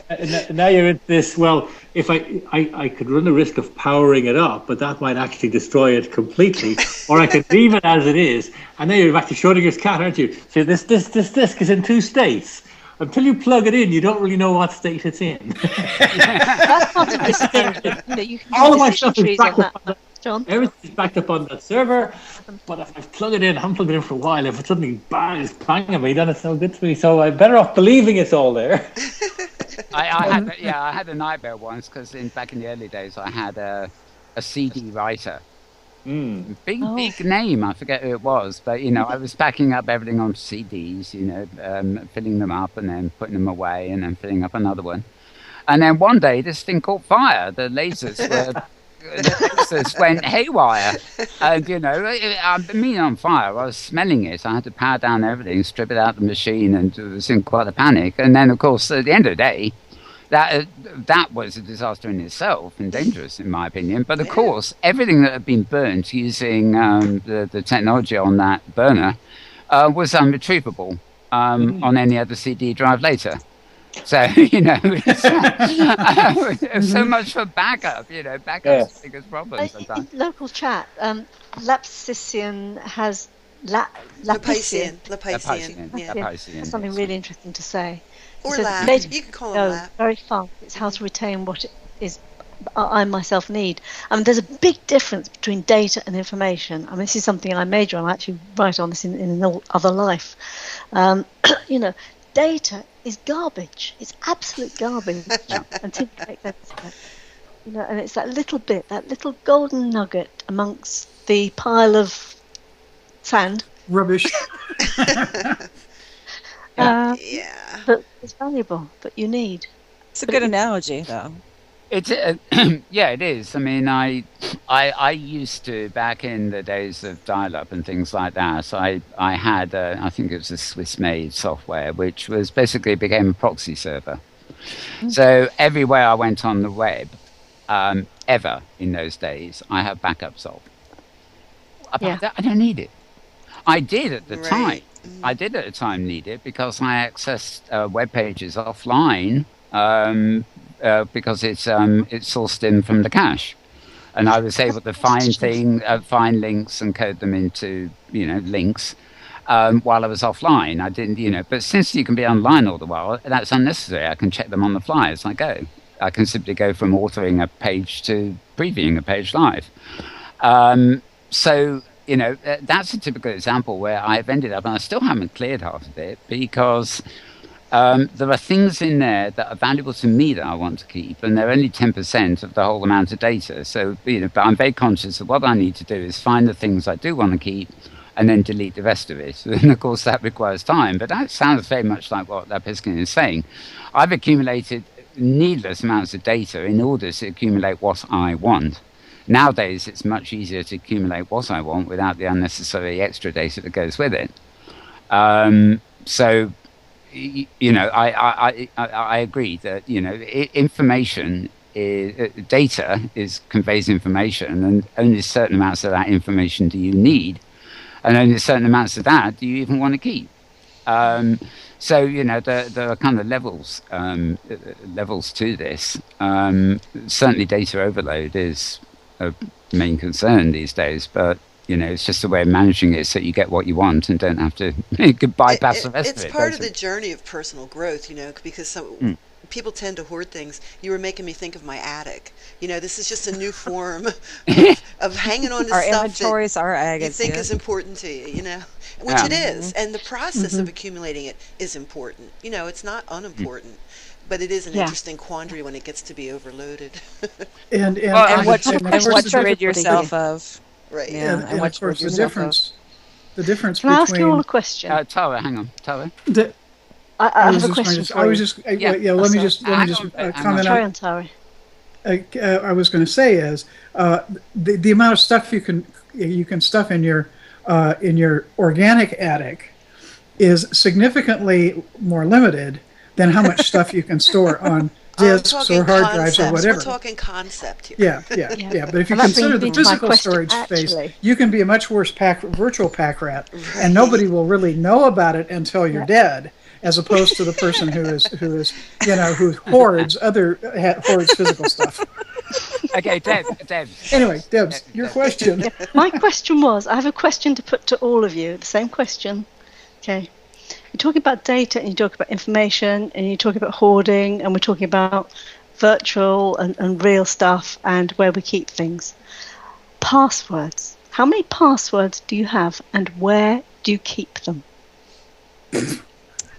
Mine's the easiest to answer. Mine's the very easiest answer. I have one. Yep. Okay. One. Yeah, I will confess that at any one time, I have one, possibly two, but they change on a monthly basis. And the others, I don't use them for once they're gone. I don't reuse them. I just Secret month Tara now, both quiet. I probably at any given time, I probably have 15 to 20 passwords. Yeah. And I do have a dead tree system for ultimate retrieval. Good. I have about 10. Oh, I'm sorry. Debs is instructing me to go next. Sorry, Pet. Yeah, sorry. I'm going down the line here. I didn't realize it. I'm sorry. That's very hard to answer. I mean, I would say one, but it's refined itself over a period of time. I have one password, but it has a combination of it's either pure or it has one or two extensions on it, and the ones with one or two extensions on, I usually use if I, especially something like Facebook, which keeps wanting it again, or says this account is suspicious, please make a new password. I can't make a new password. I'll never remember a new password, and I haven't got time to write it down or anything like that. I'll just say I'll go off Facebook. But I can toggle between two, which are almost the same, and therefore remember them. And I have a program on computers called LastPass, which will, if necessary, generate passwords for me, complex passwords, and it controls the passwords, not me. So if I need to look up the password, I use my master password into the software on my hard disk, and it will locate the actual password it used for a site I chose it to remember.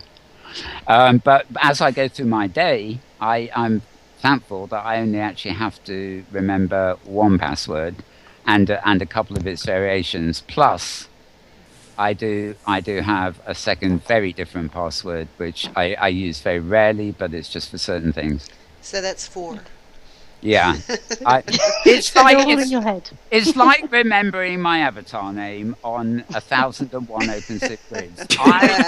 I know that Mal Burns, with his password, is the name of the avatar I use to hypergrid either from Trigalia Grid or from OS Grid. The other avatars I made a long time ago in Inworlds and all the others can go to Ross. I can't remember what they were. I certainly can't remember. Well, I can guess what the password was. But I just don't, I want to open up a browser and I want to go into OS Grid or somewhere and then hypergrid to where I want to go. I don't want to go through all that kerfuffle of another password to another grid and what have you. Absolutely. It's history, Secret's keeping her secret. What about you, Secret? Oh, I had my voice off. Sorry about that. I answered first. I just have one. They always used to say, oh, you need to change your password like weekly. You need to change it monthly. You need to have 15 different passwords. I have one. I never change it. Seriously, one. So that brings me to two very interesting points. One is, who on earth is using all of these websites that offer you the jumbly passwords? Because that's none of us. Not unless you can change it. If you can change it after the first time. then that's okay. But they're sort of numbers and letters and all the rest awful. of it, sorts of stuff like that. I hate Yeah. those things. Yeah. I hate those things. Matter But of fact, if if I have to use something that has one of those, it makes me think twice about using whatever it is. Because I really don't like them that much. Yeah, well, that's it. I mean, but also, our passwords. Okay, we haven't mentioned the NSA, have we? No. If we're keeping the same passwords all the time, and they probably got one of our passwords at least by now, they've probably got all of our passwords and access to everything that we've done. Yeah, but you know what? Changing your password, honestly, this is just my opinion, but changing your password isn't going to change that. If they want you, they're going to have you no matter what. And the If you next changed step your is- password every 15 minutes, it wouldn't be enough if they really wanted to know what you were doing. Right. Really. And I'm plus, not gonna they live can that have all my paranoid. I'm just passwords. not. They can have all my Yeah. passwords. I Yeah, mean, exactly. What do I have here? Come on. Right. What do I have? must admit, I don't,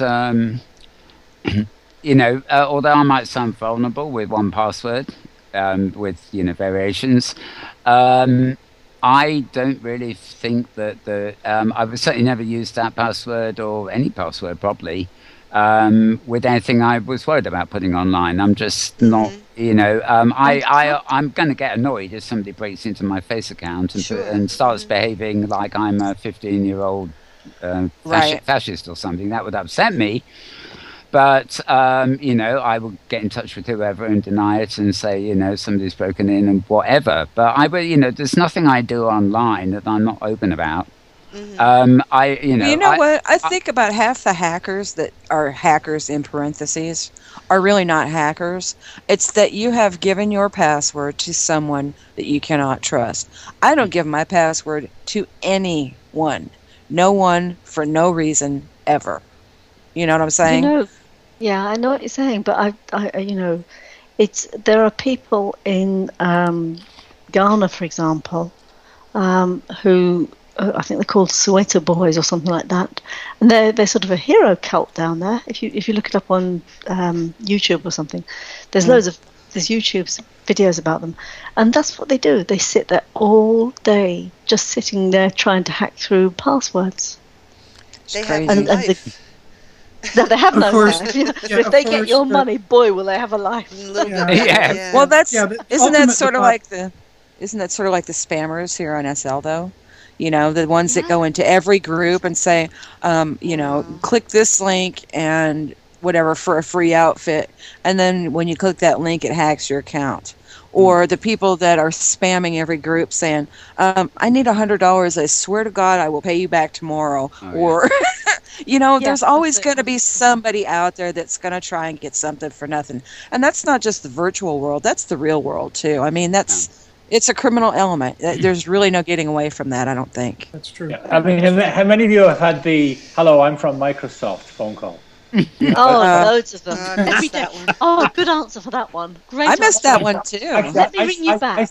I think I get entertainment out of them. I absolutely get it. I say, okay, I'm opening I my like the one. computer, and I say, yeah, okay. What do I do now? Well, you need to have you put your password in. Hang on, let me put it.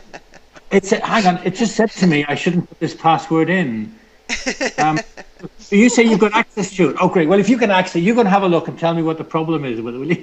Yeah, you mess it. Stutter is always bad good. boy.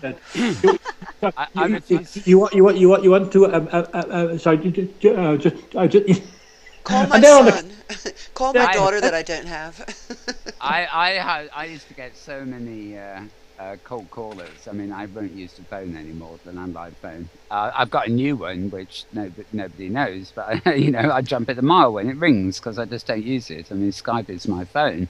But I like I have a good laugh every day when I open my email because I always or the spam is usually in the spam folder, but I will just glance at the spam folder, check there's nothing there that has accidentally been marked as spam, just a cursory glance, and then you see see all these weird mails from weird, or something that's obviously a hoax, and then you look at the email address of who it's from, and and the wording. Half of these spam come from countries that don't really have a good master of English very well, so you get these wonderful spam letters that can't be anything other than spam, because you just got to read them to realize they're not actually talking the same language.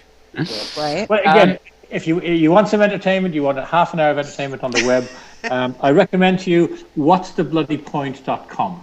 What's the bloody point? Oh, yeah. And this is a group of guys. A website called that. These are that's their call. That's the site.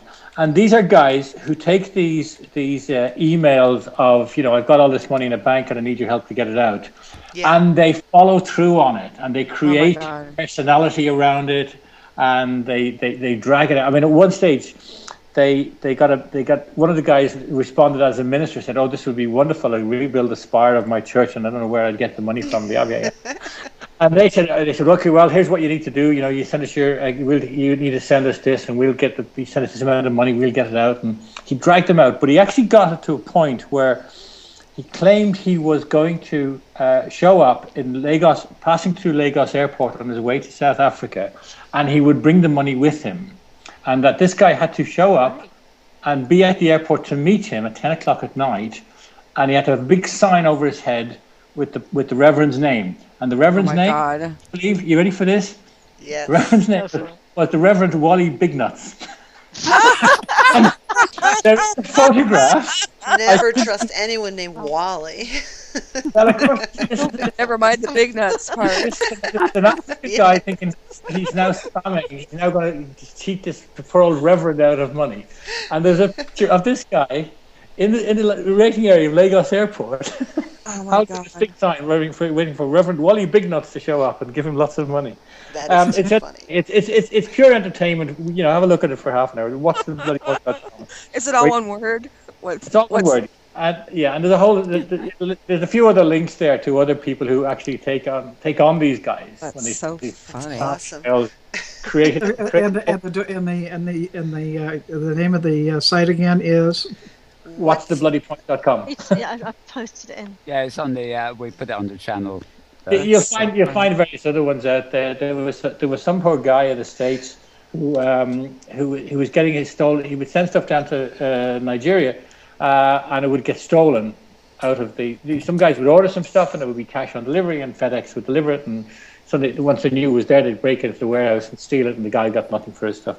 So he actually tell them that you've got some money and you'd like to give it to them if they turn up at the airport. And they take them to London Airport, you've got 1,000 or 2,000 or 5,000 to give them. Yeah. That would be fun. He actually, in frustration at one stage, he ordered a whole series of things, and he sent them down a broken washing machine, complete with all the bricks and everything still in it. Sent them down. That's funny. Broken washing machine, and the FedEx guys came in on it because they want to find out who was stealing the stuff out of the warehouse.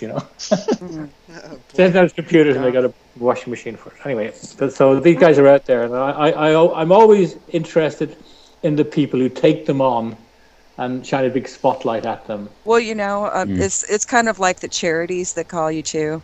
These charities that don't have a real name, but sort of a name that's sort of like a charity you might have heard of like 5 years ago, right? So now when they call me, I ask to apply for whatever charity it is they're collecting for. Yeah, there you go. They're like, okay, here's one. One was for they were collecting for women in my area who had no health insurance to have a screening for breast cancer, right? Okay, yeah, and I went, I'm one of those women. Where do I sign up? Click. Yeah. It's the proverbial comeback, isn't it? So, I'll be darned. I've got that problem too. What should we do about it? Oh, can I sign up? Click. Oh. It is a shame. A lot of people. I love doing that though. Yeah, it's a shame. I think we're all pretty savvy in these things, but there are people that will actually unfortunately. respond. At the moment, it's only been the last couple of weeks, but something that drives me up the wall, though I find it very obviously funny in some ways, is on my main email account, which has absolutely nothing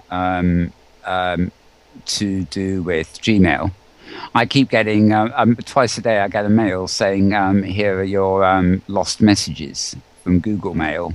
Of course, it's googlemail.com, or it's just not right. It's not Gmail, and it's pretty obvious. But they want me to log in and have my Gmail information, but they're sending it to it's not a Gmail address they're even sending it to.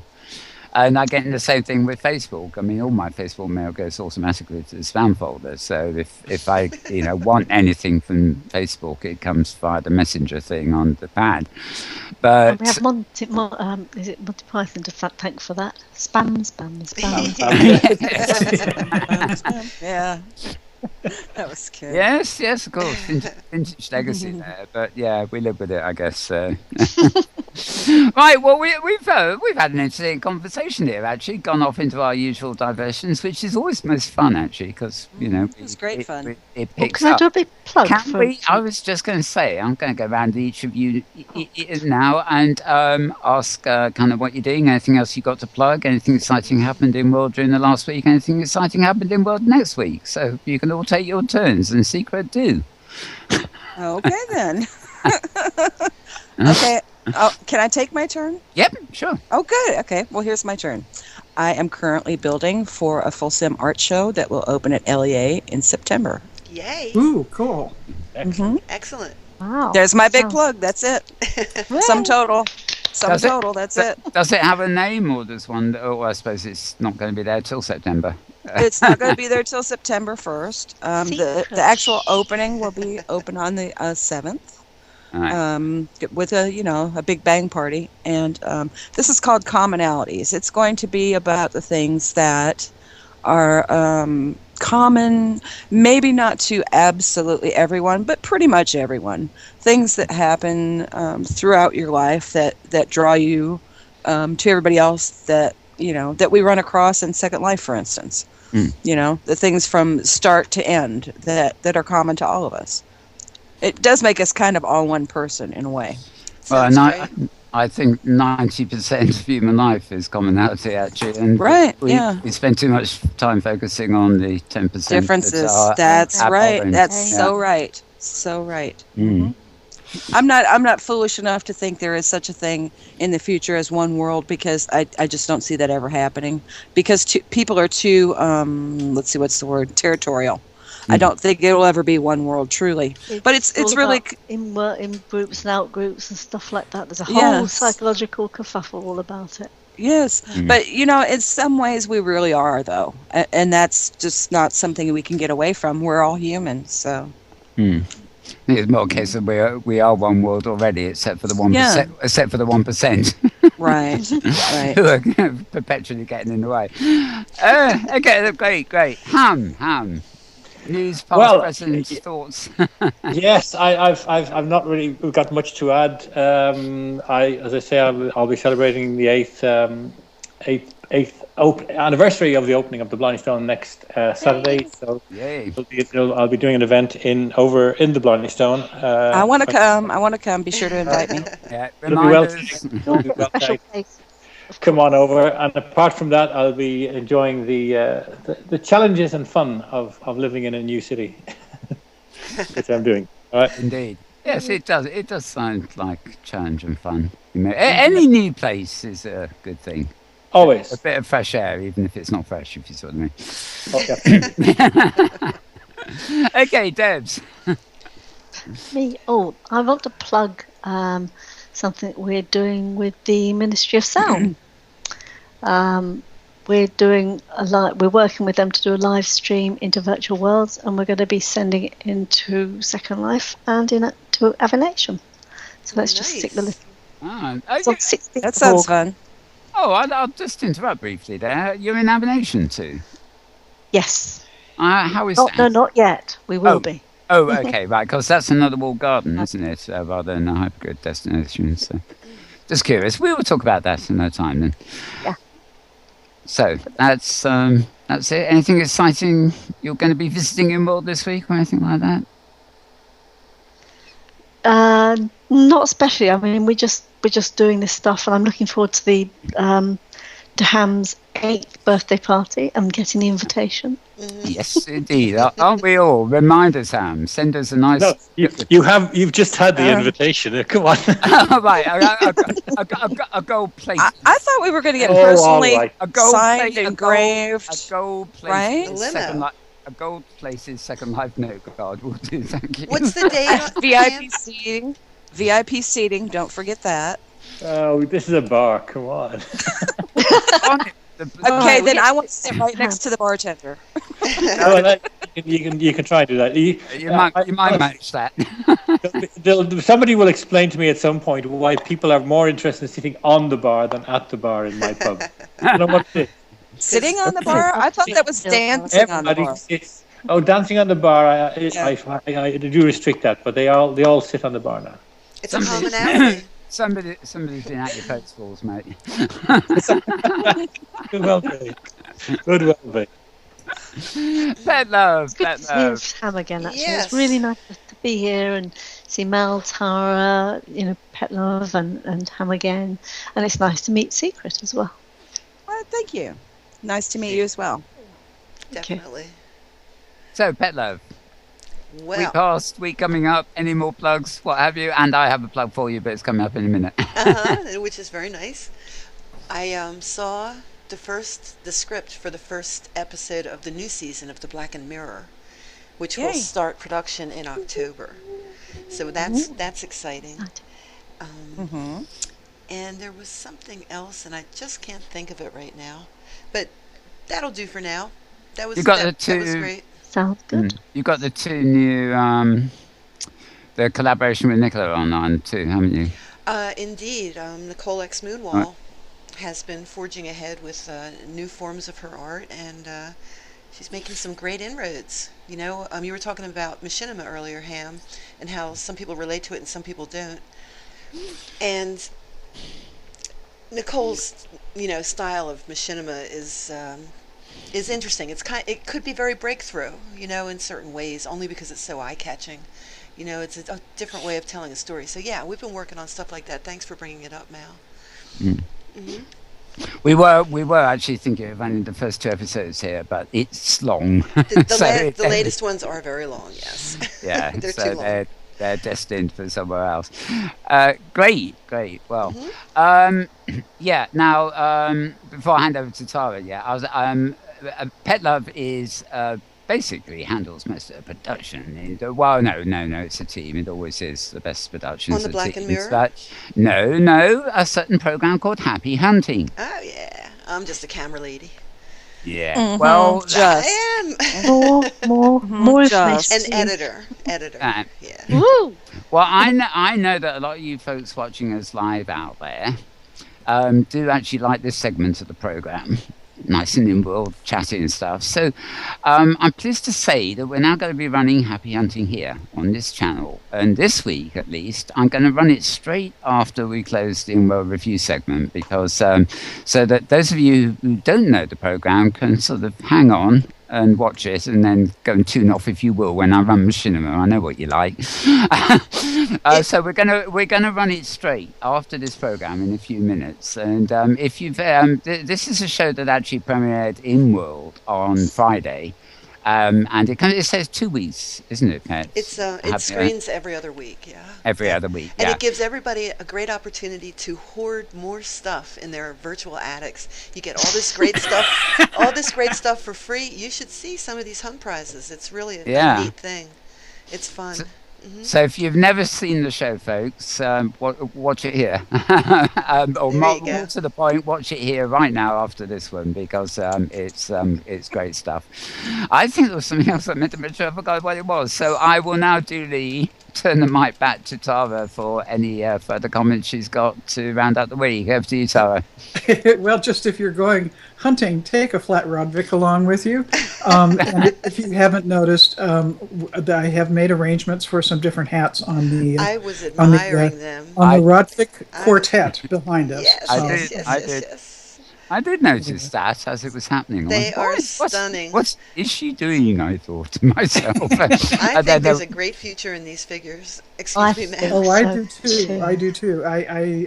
This may just be the beginning of something. I think Strawberry is to be commended for the meme she's launched.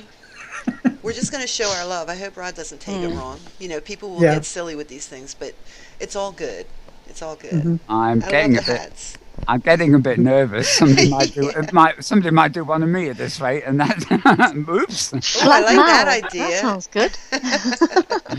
God knows what they'd do to me. Well, Vic, you've got it easy, mate. That's right, paybacks. You showed them on your show now. Okay. I have finally remembered the thing I was going to say, because after Happy Hunting, we'll just be drifting into our sort of the usual machinima collection, but I have no less than 5 different clips this week, all about the same destination, and I haven't managed to get there yet, but it sounds real good. It's a sim, I believe the sim name is called the Mechanical Circus. And yes, you are going to see from the machinima what I mean.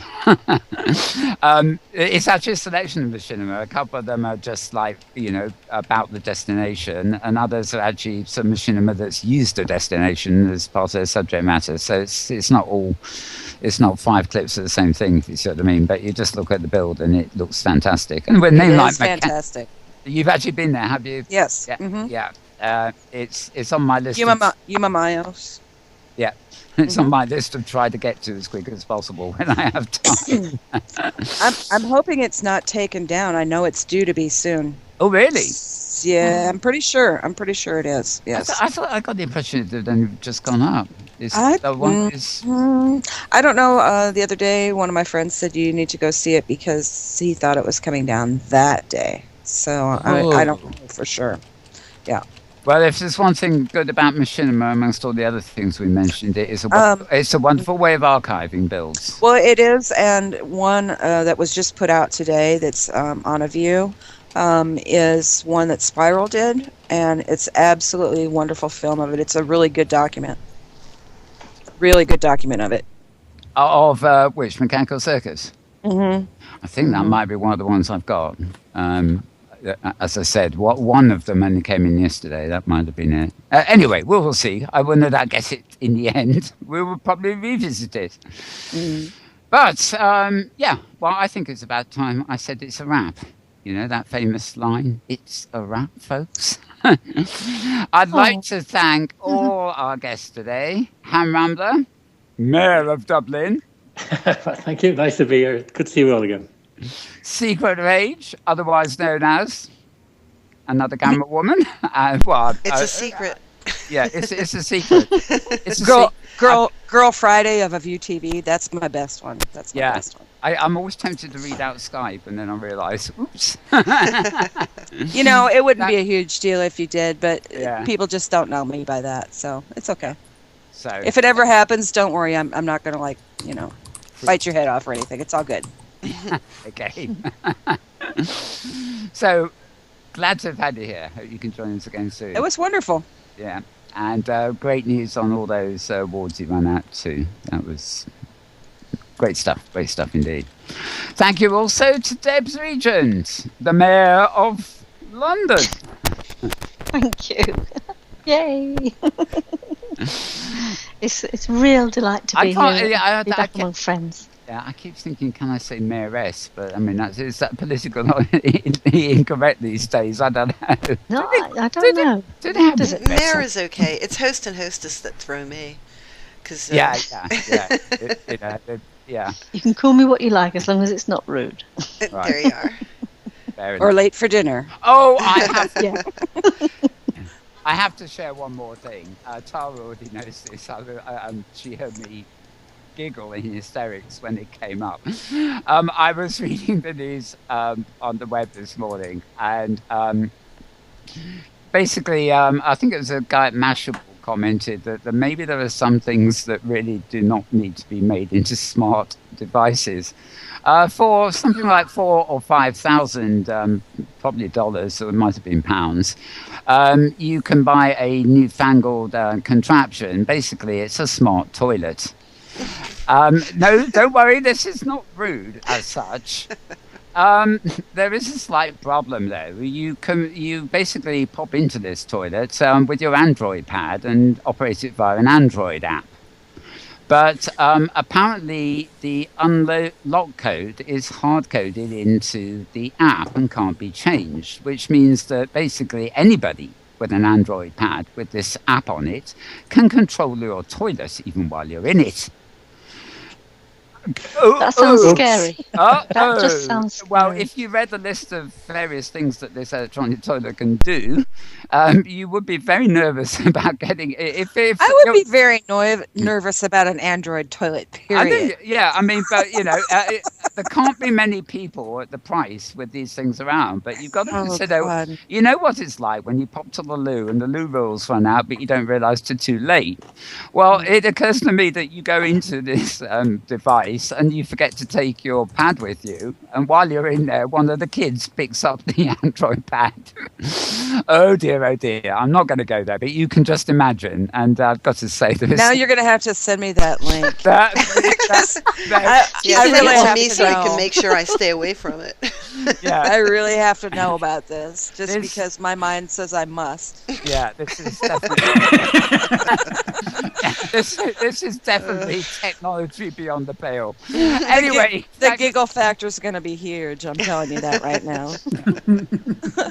Oh, you should go into the toilet and leave it outside and see who's tempted to play with the device. Well, I can think of it. If you really want to torture somebody, I just suggest you mug them for their device, then throw them in the nearest. Never mind. Mal I know. Never mind. Anyway, that's it. That is the tech news for the week, I think. Although it may be. So I'm really not going to go on any longer. Thanks, I guess. Thank you, everybody, for watching. Good of you to be here. If you're watching this in replay, equally glad that you could watch it in replay too. And we will be here same time, same place next week. That's sometime afternoon SLT on Metaverse Week in Review. And you can, of course, catch this on replay on the channel MetaWorld 2 and on a separate embed just for this program on YouTube. So thanks everybody for watching. And I'm going to move back to... Yes, there it is. I'm going to cue Happy Hunting. So let us know what you think of this. I think it actually sort of fits into our segment of shows quite well. It's sort of in-world lifestyle, but it's rather intriguing too, because hunts are fun. They're a great way to explore Second Life, get freebies, and challenge your mind to boot. So, well, some of them challenge your mind. Some of them do. Anyway, you get the drift. It's always fun. It's always fun. So I'm going to get ready to transfer to another clip. And as I said several times before, thanks to everybody, and it's a wrap. Bye for now.